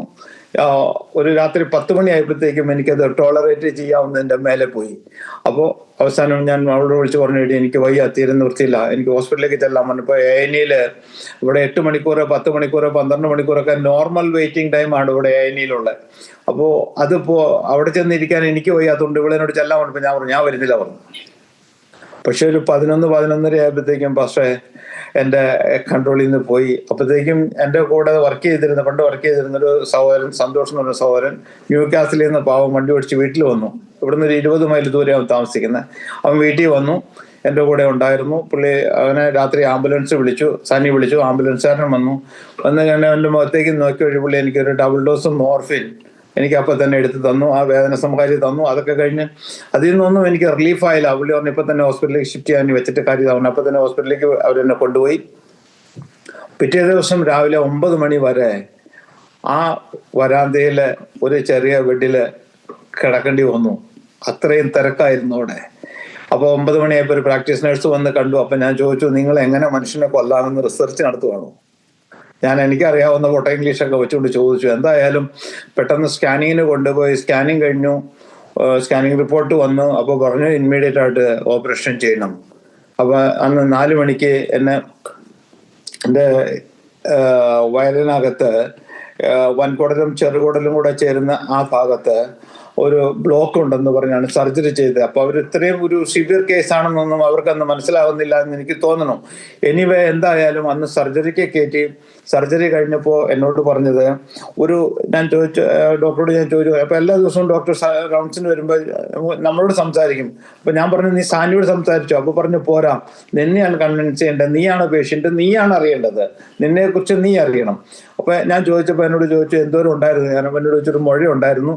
അപ്പോൾ അതിനകത്ത് ഒരു 28 നൊഡ്യൂൾസ് ഉണ്ടായിരുന്നു, ചെറുമുഴകളും ഉണ്ടായിരുന്നു. ആ കൂട്ടത്തിൽക്കൂടെ 28 അതിൻ്റെതായ ഒരു സിംറ്റവും എനിക്കുണ്ടായിരുന്നില്ല, ഒരു വേദനയും എനിക്കുണ്ടായില്ല. ഒരൊറ്റ ദിവസത്തെ വേദന, അന്നത്തെ അഡ്മിഷൻ, അതെല്ലാം ഭയങ്കരമായ ഒരു അവസ്ഥയിലേക്ക് എന്നെ കൊണ്ടുപോയി. അതെന്നെ വല്ലാതെ ഷോക്കാക്കി. കാരണം ഞാൻ പറഞ്ഞല്ലോ പാസ്റ്ററെ, ഞാൻ അതിനു മുമ്പ് ഒരു ആശുപത്രി വാസം ചെയ്തിട്ടില്ലാത്തത് കൊണ്ട് എന്നെ അത് വല്ലാതെ പാനിക്കാക്കി. ആ 2 ദിവസം ഞാൻ വല്ലാതെ ഞാൻ വറീഡായി പോയി. കാരണം ഇത് എനിക്ക് ഒരു രീതിയിലും ആശ്വസിക്കാൻ പറ്റുന്നില്ല. കാരണം ഇതിനു മുമ്പ് അങ്ങനെ ഒരു എക്സ്പീരിയൻസ് ഉണ്ടായിരുന്നെങ്കിൽ, ആശുപത്രിയിലെ കൊല്ലപ്പുളൊക്കെ കിടന്നിട്ടുണ്ടായിരുന്നെങ്കിൽ ഇതൊക്കെ പതിവല്ലേ നിങ്ങൾ വിചാരിച്ച് പോകാമായിരുന്നു. എനിക്ക് അങ്ങനെ ഒരു ശീലമില്ലാതിരുന്നത് കൊണ്ട് എനിക്കത് ടോളറേറ്റ് ചെയ്യാൻ പറ്റിയില്ല. അപ്പം ഞാൻ എൻ്റെ ദൈവത്തോട് ചോദിച്ചപ്പ, നീ എന്നെ കൈവിട്ടോ? ഞാൻ എൻ്റെ ദൈവത്തോട് കണ്ണുനീരോടെ ചോദിച്ച ചോദ്യമാണ്, നീ എന്നെ കൈവിട്ടോ? അപ്പൊ എല്ലാവരും ഉണ്ടെന്ന് വിചാരിച്ചിരുന്നിടത്തുനിന്നൊക്കെ അവരെല്ലാം വിട്ടിട്ട് ഞാൻ ആ കൂട്ടത്തിൽ നിന്നെല്ലാം വിട്ട് നിന്റെ പിന്നാലെ ഓടി, നീ എന്നെ കൈവിട്ടോ? എന്റെ ചോദ്യം അതാണ്. അപ്പോ ആ ചോദ്യത്തിന്റെ ഉത്തരം എനിക്ക് തന്നെ ദൈവം തന്നു. നിന്നെ ഈ 64 വയസ്സ് വരെ നിന്റെ കല്ലിൽ തട്ടാതെ വണ്ണം ഞാൻ കരുതിയില്ലേ? Price the Lord. ഞാൻ പിന്നിലേക്ക് തിരിഞ്ഞു നോക്കി. പക്ഷേ 64 വയസ്സ് വരെ പല അപകടങ്ങൾ ഉണ്ടായിട്ട് ഒന്നും പട്ടുപോകാതെ അവൻ എന്നെ കരുതിയ എൻ്റെ ആ ദൈവം, ഞാൻ അവനെ നന്ദിയോടെ സ്തോത്രം ചെയ്തു. അപ്പോൾ സർജറി കഴിഞ്ഞ് എന്നോട് പറഞ്ഞത്, ഡോക്ടർ പറഞ്ഞു ഇങ്ങനെ കൈ പിടിച്ചിട്ടുണ്ട്, ഇത്രയുമുള്ള ഒരു മുഴ എന്ന് പറഞ്ഞു. 2 കൈ ഇങ്ങനെ കൂട്ടി പിടിച്ചിട്ട് പറയുകയാണ്, ഇത്രയുമുള്ള ഒരു മുഴ എൻ്റെ ചെറുകുടലിനും വൻകടലിനും ഇടയിലുണ്ടായി. ആ ജോയിന്റ് ആവുന്നിടത്ത് അതിന്റെ കൂട്ടത്തിക്കടെ 28 നൊഡ്യൂൾസും 28 ചെറുമുഴകളും. അപ്പൊ സ്കാനിങ് റിപ്പോർട്ട് വെച്ചാണ് എന്നെ അന്ന് അവർ സർജറി ചെയ്തത്. അതൊക്കെ കഴിഞ്ഞു. എൻ്റെ ബയോപ്സി അവരയച്ചു. ഈ ബയോപ്സി അവരയച്ചു. അപ്പൊ ഈ സർജറി കഴിഞ്ഞു. ഞാൻ 10 ഡേയ്സ് അവിടെ അഡ്മിറ്റ് ആയിരുന്നു. അത് കഴിഞ്ഞ് ഡിസ്ചാർജ് ആയി. ഞാൻ ഈ 10 ദിവസം ഞാൻ ആ ടൈമിൽ അവിടെ കിടന്നു. അപ്പൊ ഈ സർജറി കഴിഞ്ഞ് ഞാൻ കിടക്കുന്നതിന്റെ 2ാമത്തെ ദിവസം അപ്പോൾ ആദ്യത്തെ ദിവസങ്ങളിൽ ഞാൻ ശരിക്കും പറഞ്ഞാൽ ഈ മോർഫിന്റെ സഡേഷനിലും ഒക്കെ ആയിട്ട് അങ്ങ് പോയി. 2 ദിവസം അവർ തന്ന സഡേഷൻസ് ഒക്കെ അങ്ങ് പോയി. അത് കഴിഞ്ഞിട്ട് ഞാൻ കാര്യമായ പെയിൻ കില്ലേഴ്സ് ഒന്നും ഉപയോഗിച്ചില്ല. ശരിക്കും പറഞ്ഞാൽ പാരസെറ്റമോളിൽ ഞാൻ പിടിച്ചു നിന്നു. ദൈവം എനിക്ക് കൃപ തന്നു. അതിനെല്ലാം ഓവർകം ചെയ്തു പോരാൻ എൻ്റെ അപ്പൻ എന്നോട് കൂടെ ഇരുന്നു. അപ്പോൾ 2ാമത്തെ ദിവസം എൻ്റെ ഭാര്യ അവിടെ ഈ ഹോസ്പിറ്റലിൽ ആരെയും നിർത്തുന്നില്ല. നമ്മുടെ എറണാകുളം അമൃതയൊക്കെ പോലെയാ, നമുക്ക് ഇതെല്ലാം കാണാൻ വീട്ടിൽ പോകാം, അവിടെ ആരെയും നിർത്തത്തില്ല. ഫുഡെല്ലാം ഹോസ്പിറ്റലിൽ നിന്ന് തരും. അപ്പോൾ എനിക്ക് ആ ഫുഡ് വേണ്ടാത്തതുകൊണ്ട് എനിക്ക് ഫുഡ് കൊണ്ടുതരും, ഞാനത് കഴിക്കും. അങ്ങനെ കഴിക്കലോ. അന്ന് ഫുഡ് കഴിപ്പൊന്നും ഇല്ല, ശരിക്കും പറഞ്ഞാൽ ഒന്നും വേണ്ടായിരുന്നു. പക്ഷെ എനിക്ക് അവള് വേറൊരു ഫുഡ് കൊണ്ട് തന്നു. അതെന്താണെന്നറിയോ? റോമാലേഖനം 8ാമത്തെ അധ്യായത്തിന്റെ 11ാമത്തെ വാക്യമാണ്.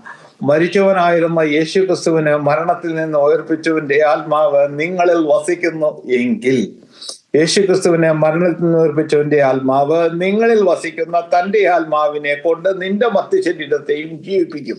അപ്പൊ ഞാൻ അന്ന് പോലെ ദൈവത്തോട് ചോദിക്കാൻ തുടങ്ങി, അപ്പാ നീ എൻ്റെ കൂടെ ഇല്ലേ? അപ്പാ നീ എൻ്റെ കൂടെ ഇല്ലേ? ആ ചോദ്യം കർത്താവായ യേശു ക്രിസ്തു പഠിപ്പിച്ചത് അപ്പാ പിതാവേ എന്ന് വിളിക്കാനാ. അപ്പൊ ഞാൻ ഈ കേട്ടതും വിശ്വസിച്ചതും എല്ലാം പാസ്റ്റർ ഞാൻ അന്ധമായിട്ട് എടുത്തേ. അതിനകത്തേക്ക് ഞാൻ വേറെ ഒന്നും കലർത്താൻ എനിക്ക് മനസ്സുണ്ടായില്ല. അപ്പൊ എൻ്റെ ചോദ്യം, അപ്പാ നീ എൻ്റെ കൂടെ ഉണ്ടോന്നാ. ഞാൻ അന്നും ആ ചോദ്യം ചോദിക്കുന്നു, ഇപ്പോഴും ഞാൻ ആ ചോദ്യം ചോദിക്കുന്നു, നിർത്തി, നീ എൻ്റെ കൂടെ ഉണ്ടോ എന്ന്. കാരണം അന്ന് ഞാൻ ചോദിച്ച ചോദ്യത്തിന്റെ ഉത്തരമാ ഇന്ന് ഞാൻ പാസ്റ്ററുടെ മുമ്പിൽ ഇരിക്കുന്നത്. ഇങ്ങനെ ഇരിക്കാൻ എനിക്ക് കൃപ തന്നത് ആ ചോദ്യത്തിന്റെ മറുപടിയാണ്. ഇവിടെ എൻ്റെ സർജറി കഴിഞ്ഞപ്പോൾ ഈ ഹോസ്പിറ്റലിൽ വർക്ക് ചെയ്യുന്ന ഒരുപാട് സ്റ്റാഫ് നഴ്സസ്, ഞാൻ പറഞ്ഞല്ലോ മോസ്റ്റ്ലി എല്ലാം മലയാളികളാണ്. അപ്പോൾ ഞാൻ അറിയുന്ന ഒരുപാട് മലയാളി സ്റ്റാഫ് അവിടെ ഉണ്ട്. അവരെല്ലാം കാത്തലിക് ബേസിൽ നിന്ന് വന്നവരാണ് കൂടുതലും. ഏറ്റവും 90%, 99% കാത്തലിക് ബേസിൽ നിന്ന് വന്നവരാണ്. അപ്പോൾ എൻ്റെ ഹോസ്പിറ്റലിൽ തിയേറ്ററിൽ ഉണ്ടായ കാര്യങ്ങളും ഈ കാര്യങ്ങളും മുഴുവനും ഇവർക്കെല്ലാവർക്കും അറിയാം. ഞാൻ സുഖമില്ലാതെ കിടന്നപ്പോൾ എന്നോട് ഫോൺ ചെയ്ത് ഒരു വ്യക്തി പറയുകയുണ്ടായി, നീ സണ്ടർലാൻഡിൽ പുഴുത്തു ചാകും. ഞാൻ സണ്ടർലാൻഡിൽ പുഴുത്തു ചാകുന്നത് കാണാൻ കൊതിച്ചവന്റെ മുമ്പില് ആയുസ്സോടെ ആരോഗ്യത്തോടെ ബലത്തോടെ എൻ്റെ അപ്പൻ എന്നെ നിർത്തി. അതിന് നന്ദിയോടെ സ്തോത്രമല്ലാതെ ഞാൻ എന്താ പാസ്റ്റർ പറയണ്ടേ? അപ്പം നൽകിയ നന്മകൾക്ക് നന്ദിയല്ലാതെ എന്തുവാ ഞാൻ പറയണ്ടേ? അവനെ കുറിച്ച് പറയുകയല്ലാതെ ഞാൻ എന്തുവാ ചെയ്യണ്ടേ? അപ്പൊ ഞാൻ ഈ സുഖമില്ലാതെ കിടന്ന സമയങ്ങളിലെല്ലാം ഞാൻ 1-2 ചെറിയ പാട്ടുകളും കവിതകളും ഒക്കെ ഇങ്ങനെ എൻ്റെ അറിവനുസരിച്ച് എനിക്ക് കിട്ടിയ കൃപയ്ക്കൊത്തവണ്ണം ഞാൻ എഴുതി വെക്കാനിടയായി. ആദ്യം ഞാൻ എഴുതിയത് ഒരു പാട്ടുണ്ട്, 4 വരി ഞാൻ പദ്യമായിട്ട് പറയാം. എനിക്ക് പാട്ട് പാടാനൊന്നും തോന്നുന്നില്ല, കാലരാഗമാണ്, എങ്കിലും ഞാൻ പറയാം. സ്നേഹമില്ലൊരുത്തനിലും സ്നേഹിതേ നല്ലൊരുത്തനും, സ്നേഹമില്ലൊരുത്തനും സ്നേഹിതേ നല്ലൊരുത്തനും, സ്വാർത്ഥരാണി മനുഷ്യരെല്ലാം വെറും സ്വസ്നേഹികൾ, സ്വാർത്ഥരാണി മനുഷ്യരെല്ലാം വെറും സ്വസ്നേഹികൾ. സ്നേഹം തന്നവൻ ഒരുവൻ മാത്രം, സ്വജീവൻ വച്ചെന്നെ വീണ്ടെടുത്തവൻ എൻ്റെ യേശു മാത്രം, സ്വജീവൻ വച്ചെന്നെ വീണ്ടെടുത്തവൻ എൻ്റെ യേശു മാത്രം. മലകളെ നീക്കിടുവാൻ വിശ്വാസം നിന്നിലുണ്ടെന്നാകിലും, സ്നേഹമില്ലേ നീ വെറും ചിലയ്ക്കുന്ന ചിലമ്പെന്നറിഞ്ഞിടുക മനുഷ്യ. ഇതിൻ്റെ ബാക്കി എൻ്റെ കുറച്ചുകൂടെ ഉണ്ട്, അത് ഞാൻ വിടുക. അപ്പോൾ അത് ഞാൻ എഴുതി വെച്ചത് ഞാൻ വിചാരിച്ചിരുന്ന എൻ്റെ സഹോദരങ്ങളും സുഹൃത്തുക്കളും ഒക്കെ എൻ്റെ കൂടെ ഉണ്ടാകുന്ന ആ വീഴ്ചയിൽ ഞാൻ ആരെയും കണ്ടില്ല. എൻ്റെ കർത്താവ് മാത്രം എൻ്റെ കൂടെ ഉണ്ടായിരുന്നുള്ളൂ, പിന്നെ എൻ്റെ ഭാര്യയും. അപ്പോ ഞാനിത് പല സ്ഥലങ്ങളിലേക്കും വിളിച്ചു പറഞ്ഞു. പക്ഷെ നാട്ടിലും അവിടെയും ഇവിടെയും പല സ്ഥലങ്ങളിൽ, ഒരുപാട് സ്ഥലങ്ങളിൽ ഇരുന്ന എൻ്റെ സഹോദരങ്ങൾ, എൻ്റെ സഹോദരങ്ങളൊക്കെ എനിക്ക് വേണ്ടി ഒരുപാട് പേര് പ്രാർത്ഥിച്ചു. അതിനകത്ത് ഞാൻ ഈ പാടിയത് എൻ്റെ ലോക്കലിൽ എന്നോട് കൂടെ ഉണ്ടായിരുന്ന പലരെയും ഞാൻ ഉദ്ദേശിച്ചു. എനിക്ക് അവരൊക്കെ അകന്ന് നിന്നപ്പോൾ എനിക്കത് ഫീൽ ചെയ്തു ശരിക്കും. അപ്പോൾ ഈ വിഷയങ്ങളെല്ലാം കഴിഞ്ഞ് 10 ദിവസം കഴിഞ്ഞ് ഞാൻ ഡിസ്ചാർജ് ആയി. ഹോസ്പിറ്റലിൽ നിന്ന് പോർന്നു. 3ാമത്തെ ദിവസം വീണ്ടും ഞാൻ അഡ്മിറ്റ് ആവുന്നു. കാരണം എൻ്റെ സർജറി ചെയ്തോടത്തുള്ള ചെറിയൊരു ഇൻഫെക്ഷൻ വന്നു. അതിനകത്ത് ഏകദേശം ഒരു 750 മില്ലിയോളം പസ് ഉണ്ടായിരുന്നു.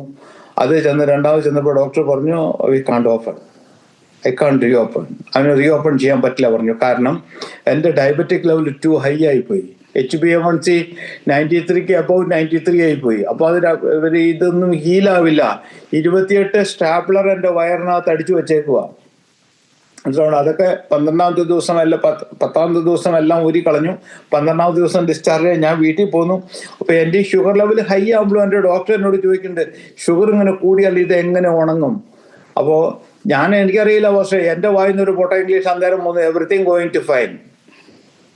ഞാൻ അന്നും പറയണ എവറിത്തിങ് ഗോയിങ് ടു ഫൈൻ എന്നാ. അപ്പൊ ഞാനതിനെ അങ്ങനെ മലയാളീകരിച്ച, ഈ മലയാളത്തിനെ ഞാനൊന്ന് ഇംഗ്ലീഷീകരിച്ചു നോക്കിയതാ. കാരണം എൻ്റെ കർത്താവ് പറഞ്ഞത് സകലതും നന്മയ്ക്കായി കൂടി വ്യാപരിക്കും. അങ്ങനെ ആ നന്മയ്ക്കായി കൂടി വ്യാപരിക്കുമെന്ന് പറഞ്ഞ ആ വിശ്വാസത്തിൽ ഞാൻ പറഞ്ഞു എവറിത്തിങ് ഗോയിങ് ടു ഫൈൻ, എല്ലാം നന്മയാകും, എല്ലാം നന്നാകും. പക്ഷെ അന്ന് എന്നെ ഒരു ഇവിടെ CT മെഷീനിൽ നിർത്തി അതെല്ലാം ട്യൂബ് ഇട്ട് അതെല്ലാം ട്രെയിൻ ചെയ്ത് കളഞ്ഞിട്ട് അപ്പോൾ ഒരു 750 മില്ലിയോളം അന്ന് തന്നെ ഒരു 400 മില്ലിയോളം കിട്ടി. പിന്നെ ഒരു 300-350 മില്ലിയോളം പിന്നെയും വന്നു. രണ്ടാമത്തെ ദിവസം കഴിഞ്ഞപ്പോഴത്തേക്കും അത് ഒരു 0 പ്രഷറിലേക്ക് പോയി. അങ്ങനെ അത് കഴിഞ്ഞ് അതിൽ നിന്ന് തന്നെ ഡിസ്ചാർജ് ചെയ്തിട്ടു. പക്ഷെ അന്ന് എനിക്കെടുത്ത ആന്റിബയോട്ടിക്കുകൾ ഒന്നും എനിക്ക് പറ്റുന്നില്ല. 3 ആന്റിബയോട്ടിക് എടുത്ത്, ഹെവി ആന്റിബയോട്ടിക്സ്. ഞാൻ അതിനെല്ലാം റെസിസ്റ്റാണ്. ഞാൻ അതിനു മുമ്പ് ആന്റിബയോട്ടിക് കഴിച്ചിട്ടുണ്ടെന്ന് വെച്ചാൽ ഞാൻ കഴിച്ചിട്ടില്ല സത്യത്തില്. പക്ഷെ എങ്ങനെ ഞാൻ ആന്റിബയോട്ടിക്കിന് റെസിസ്റ്റ് ആയെന്ന് എനിക്കറിയില്ല. അപ്പോഴാണ് ഡോക്ടർ ചോദിക്കണേ, ആന്റിബയോട്ടിക്കിന് റെസിസ്റ്റ് ആയി നിന്റെ ഊണ്ട് എങ്ങനെ ഉണങ്ങും? പക്ഷെ അങ്ങനെ ഈ സമയങ്ങളെല്ലാം കഴിഞ്ഞു. ഞാൻ ഹോസ്പിറ്റലിൽ നിന്ന് ഡിസ്ചാർജ് ആയി വീണ്ടും ഞാൻ പോന്നു. എല്ലാം കഴിഞ്ഞു, അതെല്ലാം ഉണങ്ങിപ്പോയി. എല്ലാം സമയാസമയങ്ങളിൽ കൃത്യമായ സമയത്തെല്ലാം ദൈവം കരിച്ചു കളഞ്ഞു അതിനെ. അവൻ എന്നെ സൗഖ്യമാക്കി. കാരണം ഞാൻ ചോദിച്ച ചോദ്യം, അപ്പാ നീ എൻ്റെ കൂടെ ഉണ്ടോന്ന് അല്ലേ? ഞാൻ വായിച്ച 8ാമത്തെ റോമാലേഖനം 8:11 പറഞ്ഞത്, എന്നിൽ വസിക്കുന്നു എങ്കിൽ നിന്റെ മർത്യശരീരം ജീവിക്കുന്ന. അപ്പൊ ഞാൻ ഉണ്ടോന്ന എൻ്റെ ചോദ്യം. അതിനുണ്ടെന്ന് എൻ്റെ കർത്താവ് എന്നോട് പറയാതെ തന്നെ അവൻ എന്നെ പ്രൂഫാക്കി. ഞാൻ ഉണ്ടടാ നിന്റെ കൂടെ എന്നവൻ എന്നെ തെളിയിച്ചു എൻ്റെ കർത്താവ്. ഞാൻ ഇവിടെ ഇങ്ങനെ പറഞ്ഞു വന്ന കൂട്ടത്തില് ഇവരൊക്കെ പറഞ്ഞു, ഇവിടെ പലരും പറഞ്ഞു ഇനി അവൻ തിരിച്ചൊന്നുമില്ല. അതിനിടയ്ക്ക് എൻ്റെ ഈ മറ്റേ ബയോപ്സിയുടെ റിസൾട്ട് വന്നു. റിസൾട്ടിനകത്ത് അവർ പറഞ്ഞു അത് സ്ലോ ഗ്രോവിങ് ആണ്, കുഴപ്പമില്ല എന്ന് പറയുന്നു. പക്ഷെ ഡോക്ടർ എന്നെ പെർസ്കാനോട് കൂടി വിട്ടിട്ടുണ്ടായിരുന്നു. പെർസ്കാൻ്റെ റിസൾട്ട് വന്നു. പെർസ്കാൻ്റെ റിസൾട്ട് വരുമ്പോൾ പറയുന്നു ബോഡി കംപ്ലീറ്റ് സ്പ്രെഡ് ആയിപ്പോയി, ടൈപ്പ് ഓഫ് ബ്ലഡ് ക്യാൻസർ ആണ്, അത് 4th സ്റ്റേജ് കഴിഞ്ഞുപോയി. അതുകൊണ്ട് ഡിസംബർ 28-ാം തീയതി കണ്ട് അവർക്ക് റിസൾട്ട് കിട്ടി. എന്നെ പക്ഷെ ഇമ്മീഡിയറ്റ് ആയിട്ട് അവർ വിളിച്ചു. ജനുവരി 2-ാം തീയതി എന്നെ വീണ്ടും ഡോക്ടർ വിളിച്ചു. ഇന്ന് തന്നെ ഹോസ്പിറ്റലിലേക്ക് അഡ്മിറ്റ് ആവണം, കീമോതെറാപ്പി ഇന്ന് തന്നെ സ്റ്റാർട്ട് ചെയ്യണം. അപ്പം ആദ്യത്തെ ബയോപ്സിയിൽ അവർക്ക് CA കിട്ടിയിരുന്നു. പക്ഷെ അതിന്റെ സിവിയറിറ്റി എത്രയാണെന്ന് അറിയില്ലായിരുന്നു. അതറിയാൻ വേണ്ടിയിട്ടാണ് പെസ്കാൻ ചെയ്ത്. പെസ്കാൻ്റെ റിസൾട്ടിൽ പറയുന്നു all over the body spread ആയി പോയി. അതിന്റെ ഫോട്ടോസ് ഞാൻ അന്ന് ഇത് കാണുമോ പാസ്റ്ററെ? ഉണ്ടോ? ആ കറുത്ത് കാണുന്നത് മുഴുവൻ ക്യാൻസർ സെല്ല് കയറിപ്പോയതാ. ഇനി ഒന്നും ഉണ്ടായില്ല, ഇനി കയറാത്ത ഒരു സ്ഥലം ഉണ്ടായില്ല സത്യത്തില്. കറുത്ത ഡോട്ടുകൾ എവിടെയൊക്കെ ക്യാൻസർ ഉണ്ട് അതെല്ലാമാണ് അല്ലേ? അതെല്ലാമാണ് ആ കാണുന്ന കഥ. അതെ. അപ്പോ അത് ഞാൻ എൻ്റെ ഡോക്ടറെ കമ്പ്യൂട്ടറിൽ നിന്ന് ഞാൻ ഫോട്ടോ ആയിട്ട് എടുത്തതാ. അപ്പോ എൻ്റെ ഈ കീമോതെറാപ്പി സ്റ്റാർട്ട് ചെയ്തു. ഒരു 3-ാമത്തെ ദിവസം എനിക്ക് എൻ്റെ സർജനെ ഒന്ന് കാണാൻ, എന്നെ ഓപ്പറേഷൻ ചെയ്ത സർജൻ എന്നെ ഒന്ന് വന്ന് കാണാൻ ഒരു അവസരം കിട്ടി. അപ്പൊ അങ്ങനെ വന്ന് കണ്ടപ്പോൾ പുള്ളി എന്നോട് പറഞ്ഞത്, Sunny I am really sorry. അപ്പൊ ഞാൻ ചോദിച്ചു വൈ യു സേ സോറി? അപ്പോൾ അവർ എന്നോട് പറഞ്ഞത്, സണ്ണി മാത്യു എനിക്ക് നിന്റെ ഈ പെസ്കാൻ റിസൾട്ട് നേരത്തെ കിട്ടിയിരുന്നു എങ്കിൽ ഞാൻ നിന്നെ ഓപ്പറേഷൻ ചെയ്യില്ലായിരുന്നു പറഞ്ഞ്. അപ്പൊ ഞാൻ ചോദിച്ചു then what you are going to do? അപ്പോൾ എന്നോട് പറഞ്ഞത് പെയിൻ കില്ലർ തന്ന് ഹോസ്പീസിലേക്ക് വിടുമായിരുന്നു എന്നാ പറഞ്ഞ്. അപ്പോൾ എൻ്റെ ഒരു സുഹൃത്ത് ഇവിടെ ഹോസ്പീസിൽ കിടന്നൊരു സുഹൃത്തിന്റെ അടുത്ത് ഞാൻ സ്ഥിരമായി പോവുകയും പ്രാർത്ഥിക്കുകയും ചെയ്തിരുന്നുണ്ട്. എന്താണ് ഹോസ്പീസ് എന്ന് എനിക്ക് നന്നായി അറിയാം. അപ്പോൾ അതിന്റെ പരിപാടി നമ്മുടെ നാട്ടിലെ പാലിയേറ്റീവ് കെയറിനായി ഹോസ്പീസ് എന്ന് ഇവര് പറയണേ. അപ്പൊ നമുക്ക് പെയിൻ കില്ലർ തന്ന് ഹോസ്പീസിലേക്ക് ഇടുമായിരുന്നു. എന്ന് വെച്ച് കഴിഞ്ഞാൽ എനിക്ക് ഒരു പെയിൻ കില്ലർ തന്ന് എന്നെ മരണത്തിലേക്ക് ഇട്ട് കൊടുക്കുമായിരുന്നു എന്നാണ് പറഞ്ഞതിന്റെ അർത്ഥം. അപ്പൊ ഞാൻ ഡോക്ടറോട് ചിരിച്ചുകൊണ്ട് ഞാൻ പറഞ്ഞു, now you are in trap, നീ ഇപ്പൊ ട്രാപ്പിലായി. അപ്പൊ എന്നോട് ചോദിച്ചു വൈ എന്ന് ചോദിച്ചു പുള്ളിയോട്. അപ്പൊ ഞാൻ പറഞ്ഞു, നിങ്ങൾ എന്നെ സർജറി ചെയ്തു, എന്നെ ഓപ്പറേഷൻ ചെയ്തു, എല്ലാം കഴിഞ്ഞു, നിങ്ങൾ ഹാഫ് ഓഫ് ദ ട്രീറ്റ്മെന്റ് വേയില്ല, ഹാഫ് ഓഫ് ദ വേയില്ല. നിങ്ങൾക്ക് എന്നെ ഇവിടെ ഇട്ടിട്ട് പോകാൻ പറ്റത്തില്ല, ഇത് കംപ്ലീറ്റ് ചെയ്തേ പറ്റൂ. അപ്പൊ എന്നെ കീമോയിലേക്ക് വീണ്ടും കൊണ്ടുപോയി. അങ്ങനെ 6 കീമോ ആദ്യം പറഞ്ഞു, അത് കഴിഞ്ഞ് അത് 8 കീമോയിലേക്ക് പോയി, 8 കീമോ ചെയ്തു. അപ്പോൾ ഡോക്ടറിനോട് പറഞ്ഞു, അപ്പൊ എൻ്റെ എൻ്റെ GP പെന്തക്കോസ്തുകാരത്തി, എൻ്റെ കീമോ സെക്ഷനിലെ എൻ്റെ ഡോക്ടർ പുള്ളിക്കാരത്തിയും പെന്തക്കോസ്തുകാരത്തി. അപ്പൊ ഇവരൊക്കെ ആയിട്ട് എനിക്ക് വർഷങ്ങളായിട്ട് പരിചയങ്ങളുണ്ട്. പക്ഷെ ഞങ്ങൾ വർഷങ്ങളായിട്ട് ഒരു കണക്ഷനില്ല. ഒരു പ്രാവശ്യം ഞാൻ എൻ്റെ കീമോ ചെയ്ത ഡോക്ടറെ വീട്ടിൽ പോയിട്ട്, അവരൊക്കെ നമ്മുടെ നാട്ടുകാരാണോ അതോ അവിടുത്തുകാരാണോ? ഒരാൾ മലയാളിയാ, പക്ഷെ രണ്ടുപേരും മലയാളികളാണ്. പക്ഷെ എൻ്റെ chemo doctor born and brought up UK. പുള്ളിക്കാരത്തേക്ക് മലയാളം പറഞ്ഞാൽ മനസ്സിലാവും, പക്ഷെ മലയാളം പറയാൻ അറിയില്ല, കേട്ടാ മനസ്സിലാവും. Praise the lord. എന്നാലും പുള്ളിക്കാരത്തിയുടെ ഹസ്ബൻഡും റൊണാൾഡ് ബോങ്കയുടെ മീറ്റിങ്ങിന് അതിനൊക്കെ കണ്ടക്ട് ചെയ്യുന്ന ഒരു സഹോദരനാണ് പുള്ളിക്കാരനും. എനിക്ക് വേണ്ടി പ്രാർത്ഥിച്ചു. അങ്ങനെ എന്തായാലും ദൈവകൃപയാൽ എനിക്ക് ചെന്നെടുത്തെല്ലാം അനുഗ്രഹമാക്കി തന്ന എൻ്റെ ദൈവം, ആശുപത്രി കിടക്കൽ കിടന്ന് ഞാനിങ്ങനെ ചെന്ന് അഡ്മിറ്റായ അന്ന് ഞാൻ ഇങ്ങനെ പ്രാർത്ഥിച്ചു. എൻ്റെ ജീവിതത്തിൽ ആദ്യമായിട്ട് ആശുപത്രി കിടക്കൽ കിടക്കുന്നെങ്കിലും ഞാനിങ്ങനെ പ്രാർത്ഥിച്ചു, കർത്താവേ, എൻ്റെ അടുത്തേക്ക് വരുന്നവരൊക്കെ നിന്റെ സ്നേഹത്തിൽ വരണം. എൻ്റെ കർത്താവ് പറഞ്ഞു ഞാൻ സ്നേഹമാകുന്നു എന്നാ. അപ്പോൾ ഞാൻ അതേ കരുപ്പിടുത്തോട്ട് പറഞ്ഞു, എൻ്റെ അപ്പ എൻ്റെ അടുത്തേക്ക് വരണവരൊക്കെ നിന്റെ സ്നേഹത്തിൽ വരണം. പക്ഷെ എൻ്റെ അടുത്ത് വന്ന സകല മനുഷ്യരും അങ്ങനെയായിരുന്നു. സകല മനുഷ്യരും എൻ്റെ അടുത്ത് വരുന്ന സ്റ്റാഫ് പിള്ളേരാണെങ്കിൽ പോലും ഞാൻ അവരെയൊക്കെ വളരെ കാര്യമായിട്ട് സ്നേഹിക്കുകയും കൂടുകയൊക്കെ ചെയ്തു. എൻ്റെ കൂട്ടത്തിൽ വരികയും എപ്പോഴും വന്ന് എനിക്ക് ഫേവർ ചെയ്യുകയും എന്നെ സഹായിക്കുകയും എല്ലാം ചെയ്ത് എല്ലാവരും വളരെ അനുഗ്രഹമായിട്ട് എന്നെ എൻ്റെ കർത്താവ് ആ വഴിയിലൂടെ കടന്നുപോയി. സങ്കീർത്തനക്കാരനും പറഞ്ഞതുപോലെ, ദുഷ്ടൻ എന്നെ ശക്തിയോടെ തള്ളി, എൻ്റെ യഹോവ എൻ്റെ പക്ഷത്തുള്ളതാകിയാൽ ഞാൻ വീണില്ല. തള്ളെനിക്ക് കൊണ്ടു, വളരെ ശക്തമായിട്ട് തള്ളു കൊണ്ടു, പക്ഷെ എൻ്റെ യഹോവ എൻ്റെ പക്ഷത്തുള്ളതാകിയാൽ ഞാൻ വീണില്ല. അവൻ എന്നെ കൈവിടാതെ എൻ്റെ കൈപിടിച്ച് എന്നെ വഴി നടത്തി എൻ്റെ ദൈവം. ആ ദൈവത്തെ നന്ദിയോടെ ഞാൻ സ്തോത്രം ചെയ്യുക. ഇത്രത്തോളം കൊണ്ടുവന്ന അവൻ്റെ കൃപയ്ക്ക് നന്ദിയല്ലാതെ ഞാൻ എന്ത് പറയേണ്ടു? ഞാൻ ഇങ്ങനെയൊക്കെ വിഷമിച്ചൊക്കെ ഇരിക്കുമ്പോൾ ഞാൻ പറഞ്ഞല്ലോ, പലരും നമ്മളെയൊക്കെ തള്ളിക്കളഞ്ഞ ആ ഒരു സമയത്ത് ഞാൻ ഇങ്ങനെ എഴുതി വെച്ചു, ഉറ്റോരും ഉടയോരും കൂടെയുണ്ടെന്നു ഞാൻ നിന്നെ ചോരും, കണ്ടു നിന്നോരും ആളോരും കേട്ടു നിന്നോരും ചൊല്ലി, ഇനി ഏതുമില്ലല്ലോ പെട്ടല്ലോ പെട്ടുപോയല്ലോ, എന്നേശു ചൊല്ലി ഭയപ്പെടേണ്ട ഭ്രമിച്ചു പോകേണ്ട, ഞാനുണ്ട് നിന്നോട് കൂടന്ത്യം വരെയും, വിശ്വസിച്ചാൽ നീ എൻ്റെ മഹത്വം കാണും. പ്രിയനേശുവേ, ഞാനാ മഹത്വം നിന്നിൽ കണ്ടേ, ശോഭയേറും നിൻമുഖം ഞാൻ എന്നുള്ളത്തിൽ കണ്ടേ. ഞാൻ കണ്ടോരു ചെങ്കടലൻ കടന്നൻ കർത്താവ് തന്നോരു വിശ്വാസക്കപ്പലിൽ, ഞാൻ കണ്ടോരു ചെങ്കടലൻ കടന്നൻ കർത്താവ് തന്നോരു ആശ്വാസ പടകിലെത്തി ഞാൻ എന്നിങ്ങനെ അങ്ങനെയൊക്കെ കുറെ എഴുതി വെക്കാൻ ദൈവം എനിക്ക് കൃപ തന്നു. ഞാനതൊക്കെ പാടിപ്പോയി. ഇപ്പോഴും ഞാൻ നിന്ന് ഓർത്തുകൊണ്ട് പാടുമ്പോൾ എനിക്ക് ചിരി വരും സത്യത്തില്. കാരണം എൻ്റെ കർത്താവ് എന്നെ കരുതിയ അവൻ്റെ കരുതലുകൾ. ഞാൻ പക്ഷേ ഈ ഓപ്പറേഷൻ ചെയ്തൊക്കെ കിടക്കുന്ന സമയത്ത്, കീമോ ചെയ്ത് കിടക്കുമ്പോഴൊക്കെ ഞാൻ കണ്ണടയ്ക്കുമ്പോൾ കാണുന്നത് മുഴുവൻ ചുമപ്പാ. എൻ്റെ കണ്ണിൽ ആകെ ചുമപ്പുമായ അല്ലാതെ വേറെ ഒന്നും ഞാൻ കണ്ടില്ല. അപ്പോഴാണ് ഞാൻ എഴുതി വെച്ച, ഞാൻ കണ്ടു ഒരു ചെങ്കടൽ, ആ ചെങ്കടലൻ കടപ്പാൻ എൻ്റെ അപ്പൻ എനിക്ക് കൃപ തന്നു. അവൻ എന്നെ ബലപ്പെടുത്തി. എൻ്റെ ഉച്ചി തൊട്ട് ഉള്ളം കാൽ വരെ അവൻ്റെ രക്തത്താൽ അവൻ എന്നെ മുദ്ര വെച്ചു.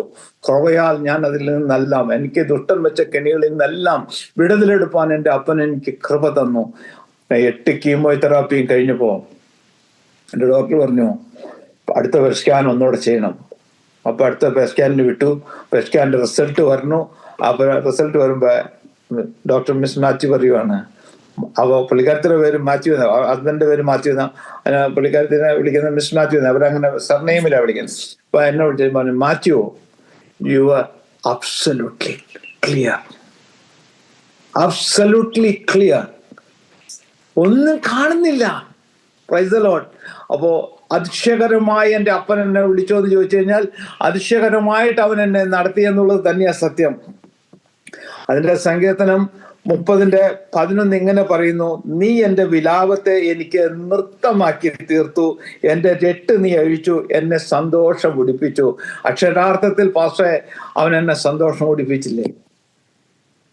പറഞ്ഞ വാക്കുകൾക്ക് എത്ര വ്യക്തമായ കർത്താവ് എന്നിലൂടെ അത് എനിക്ക് മറ്റുള്ളവരോട് വിളിച്ചു പറയുവാൻ തക്കവണ്ണം എൻ്റെ അപ്പൻ എന്നെ നിലനിർത്തി. കഴിഞ്ഞ തവണ എനിക്ക് ഇവിടെ ഒരു ഹോബി ഉണ്ടായിരുന്നു. ഞാൻ ഫിഷിങ്ങിന് പോകുമായിരുന്നു, ചൂണ്ടയിടാൻ പോയി. ഇപ്പൊ ഈ അടുത്ത പിന്നത്തെ മാസങ്ങളൊക്കെ ഇവിടെ നമ്മുടെ നാട്ടിലെ അയില എന്ന് പറഞ്ഞ സാധനം മാക്രൽ എന്ന് വിട്ടു. നമ്മുടെ നാട്ടിലെ അയിലല്ല, ഉരുണ്ടൊരു സാധനം.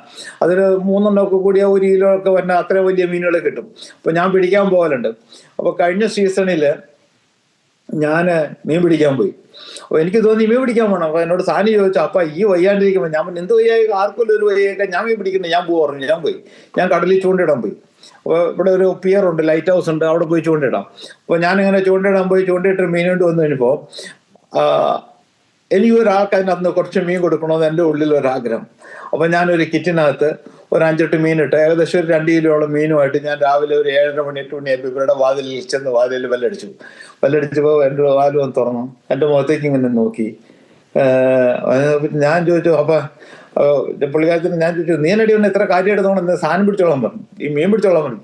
അപ്പോൾ പുള്ളിക്കാരത്ത് ഇങ്ങനെ താടയ്ക്ക് കൈ കൊടുത്തിട്ട് ഇങ്ങനെ എന്താ പറയുക, നമ്മുടെ നാട്ടിൽ ഒരു സ്തംഭിച്ചു പോയി എന്ന് പറയുന്നില്ലേ, പുള്ളിക്കാരത്ത് ഇങ്ങനെ മരം അങ്ങനെ നിൽക്കുക, അങ്ങനെ കൈ കൊടുത്തിട്ട് നിൽക്കുക. ദൈവമേ, എൻ്റെ കണ്ണുകളി എനിക്ക് ഞാൻ എന്തുവായി കാണണമെന്ന് ചോദിക്കണേ. അപ്പൊ ഞാൻ പറഞ്ഞു, മോളെ, നീ വിശ്വസിച്ച ദൈവത്തെ അല്ല ഞാൻ വിശ്വസിച്ചേ. ഞാൻ വിശ്വസിച്ച ദൈവം എനിക്ക് വിശ്വസനാ. ഒന്നുകിൽ നീ വാലോർക്ക് എന്നെ വരയ്ക്കാത്തോട്ട് കയറ്റ്, അല്ലെങ്കിൽ ഇത് പിടിക്കും, ഞാൻ പോട്ടെ.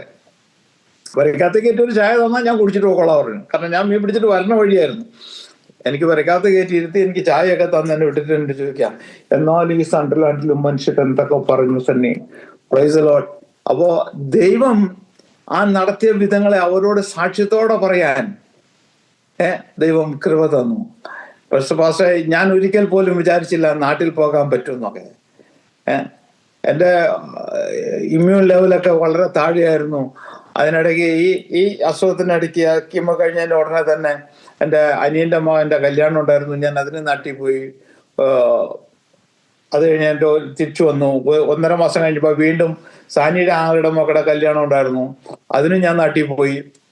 ആ കല്യാണം കൂടി ഞാൻ തിരിച്ചു വന്നു. കഴിഞ്ഞ ഡിസംബറിൽ 20-ാം തീയതി എൻ്റെ അമ്മ ലോകത്ത് നിന്ന് മാറ്റപ്പെട്ടു പോയി. അപ്പോൾ അമ്മയുടെ മരണത്തിൽ ഞാൻ പോയി നാട്ടിൽ പോയി നിന്നു. 1.5 മാസം. ആദ്യം പോയപ്പോൾ 1.5 മാസം നിന്നു, ഞാൻ തന്നെ നിന്നു. ഈ തവണ നാട്ടിൽ പോയപ്പോൾ വീട്ടിൽ ആരും ഉണ്ടായില്ല.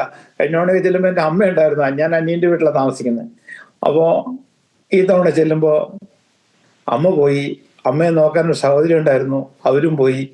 പിന്നെ ഞാൻ തന്നെയായ വീട്ടില്. സാനി തിരിച്ചു വന്നപ്പോൾ എന്നോട് ചോദിച്ചു, അപ്പ എൻ്റെ കൂടെ വാ, നമുക്ക് തിരിച്ചു പോവാം. ഞാൻ പറഞ്ഞു, ഞാൻ വന്നില്ല, ഞാൻ നാട്ടിൽ നിൽക്കുക. ഞാൻ 1 മാസം നാട്ടിൽ നിന്നിട്ടേ വന്നുള്ളൂ. ആ നിൽപ്പോൾ ഞാൻ 1 മാസം നിന്നു. ജനുവരി 29-ാം തീയതി വരെ ഞാൻ ഒറ്റയ്ക്ക് വീട്ടിൽ നിന്നു. പ്രഭയാൽ ഞാൻ വണ്ടി ഓടിച്ച് മൂവാറ്റുപുഴയും എറണാകുളവും അതിലിതിലൊക്കെ എനിക്ക് തോന്നിയിടത്തി കൂടെ ഒക്കെ ഞാൻ വണ്ടി ഓടിച്ചുകൊണ്ട് നടന്നു. ഒരു ഇന്നോവ വണ്ടിയുമായിട്ട് ഞാനിങ്ങനെ ആ ഉള്ള വഴിക്കോടെ ഇനി ഞാൻ എൻ്റെ നാട്ടിൽ കൂടെ ഞാൻ ഇറങ്ങാത്ത സ്ഥലമൊന്നുമില്ല. എനിക്ക് തോന്നിയിടത്തി കൂടെ ഒക്കെ പോയി രാവിലെ എണീക്കും, പെട്രോൾ സ്റ്റേഷനിൽ കയറും, ഫുൾ ടാങ്ക് ഡീസൽ അടിക്കും, തോന്നിയിടത്തി കൂടെ പോവുക.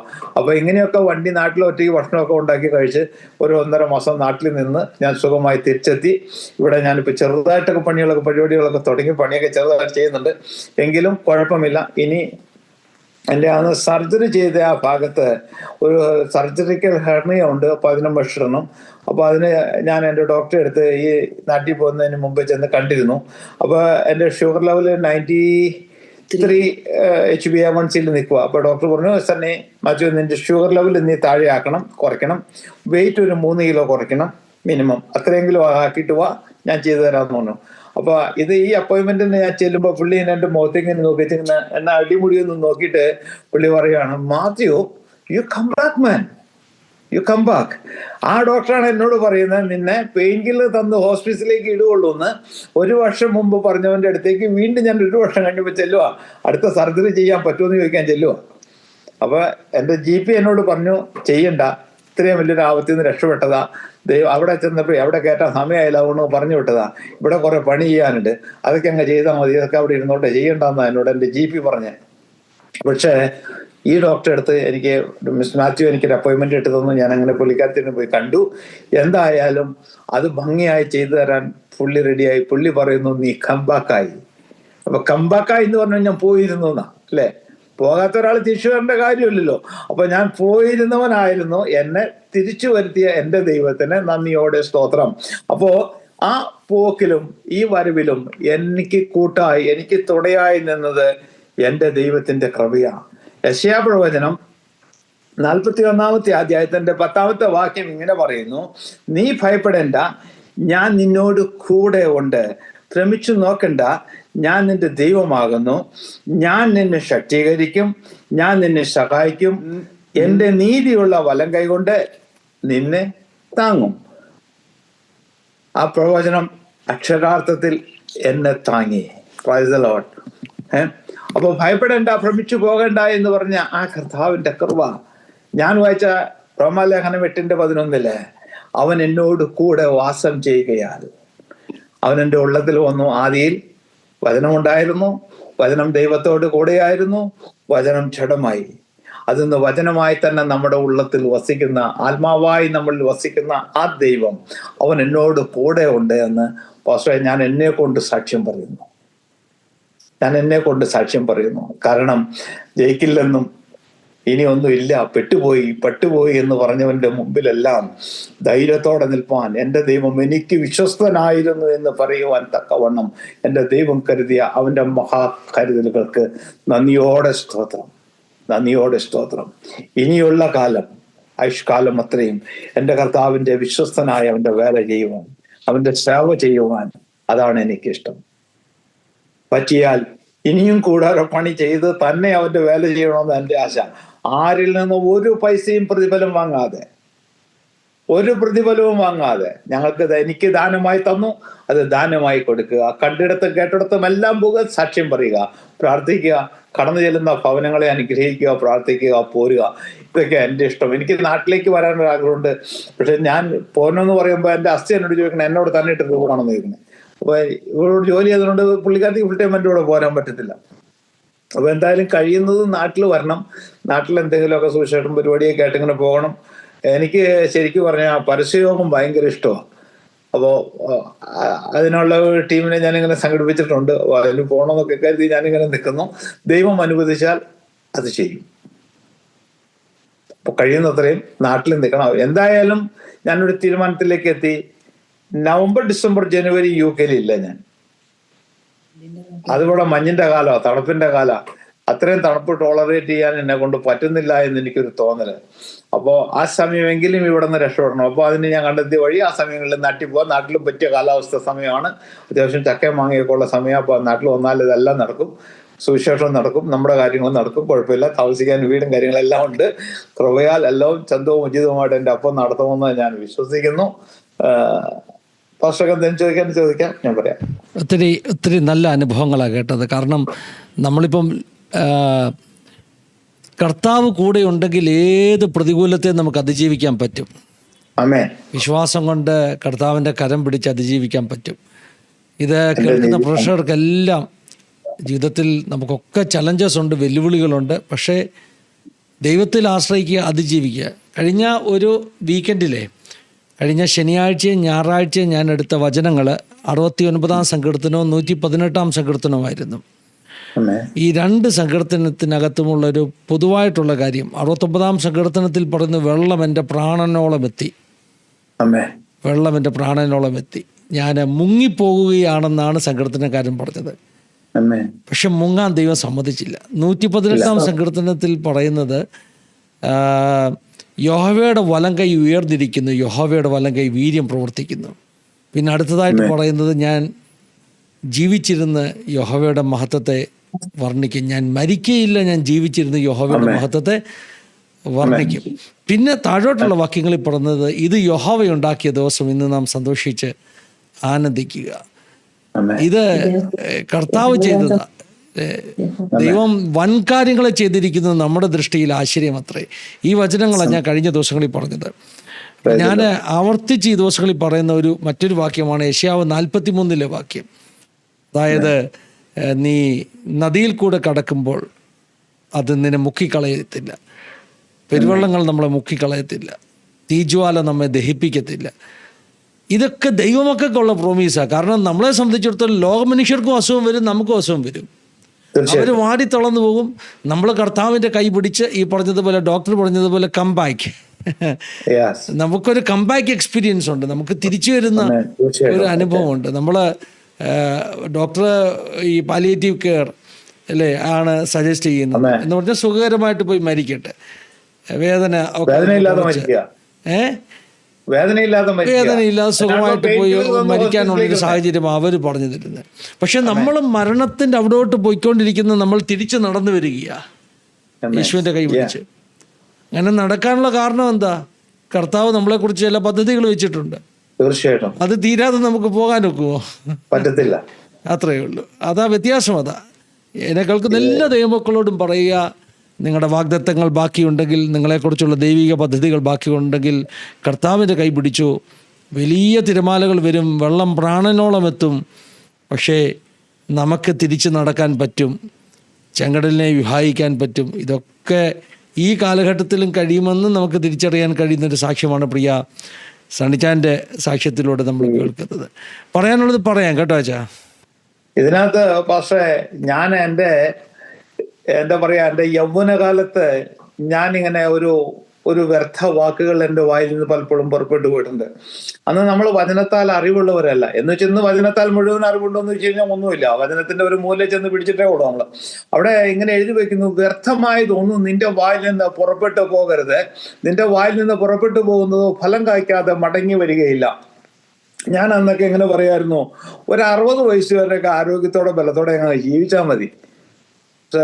60 വയസ്സ് വരെ ആരോഗ്യത്തോടെ ബലത്തോടെ ജീവിച്ചാൽ മതി. അപ്പൊ ഞാൻ ഇന്ന് ചോദിക്കുക, ഞാൻ ഈ ആപത്തിലേക്ക് ചെന്ന് ചാടിച്ചത് എൻ്റെ വ്യർത്ഥ വാക്കുകളായിരുന്നോ എന്ന് ഞാൻ സംശയിക്കുക. കാരണം എന്താ വെച്ചാൽ ഞാൻ പറഞ്ഞല്ലോ ഒരു 60 വയസ്സിലൊക്കെ ജീവിച്ചാൽ മതി എന്ന്. പക്ഷെ എന്നിട്ടും എൻ്റെ അപ്പൻ എനിക്കൊരു 4 വയസ്സ് പിന്നെയും തന്നു ബോണസായിട്ട് കരുതി വെച്ചു. പക്ഷെ 64-ാമത്തെ വയസ്സിൽ എന്നെ കയറി ചെത്തിയ ദുഷ്ടൻ. അപ്പോൾ ഞാൻ പിന്നെ ദൈവത്തോട് ഞാൻ വിശ്വാസത്തിലേക്കൊക്കെ വന്ന് സ്നാനപ്പെട്ടു. ഞാൻ വചനങ്ങളെയൊക്കെ കേൾക്കാനൊക്കെ തുടങ്ങി കഴിഞ്ഞപ്പോൾ എന്നിൽ കർത്തൃത്വം ചെയ്ത ആ വചനം എന്നോട് പറഞ്ഞത് ഇങ്ങനെയാ, ആയുസ് 70 ഏറിയാൽ 80, പിന്നത്തേതിൽ അയ്യോ കഷ്ടം. അപ്പൊ എൻ്റെ അപ്പച്ചൻ മരിച്ചത് 82-ാമത്തെ വയസ്സിലാണ്, എൻ്റെ വലിയപ്പൻ മരിച്ചത് 82-ാമത്തെ വയസ്സിലാണ്. അപ്പോൾ ഒരു പാരമ്പര്യം ക്രിസ്ത്യാനി എന്നുള്ള നിലയിൽ പറഞ്ഞ ഒരു പാരമ്പര്യം പറഞ്ഞാൽ എനിക്കൊരു 82 വയസ്സ് വരെയെങ്കിലും ജീവിക്കണ്ടേ? അപ്പൊ ഞാൻ തിരിച്ചു ചോദിക്കാൻ തന്നെ, അപ്പൊ ഞാൻ പാരമ്പര്യമൊക്കെ വിട്ടിട്ട് പോകുന്നത്. എൻ്റെ അപ്പം പറഞ്ഞത് ഇങ്ങനെയല്ലല്ലോ, ആയുസ് 70 ഏറിയാൽ 80, പിന്നത്തേതിൽ അയ്യോ കഷ്ടം.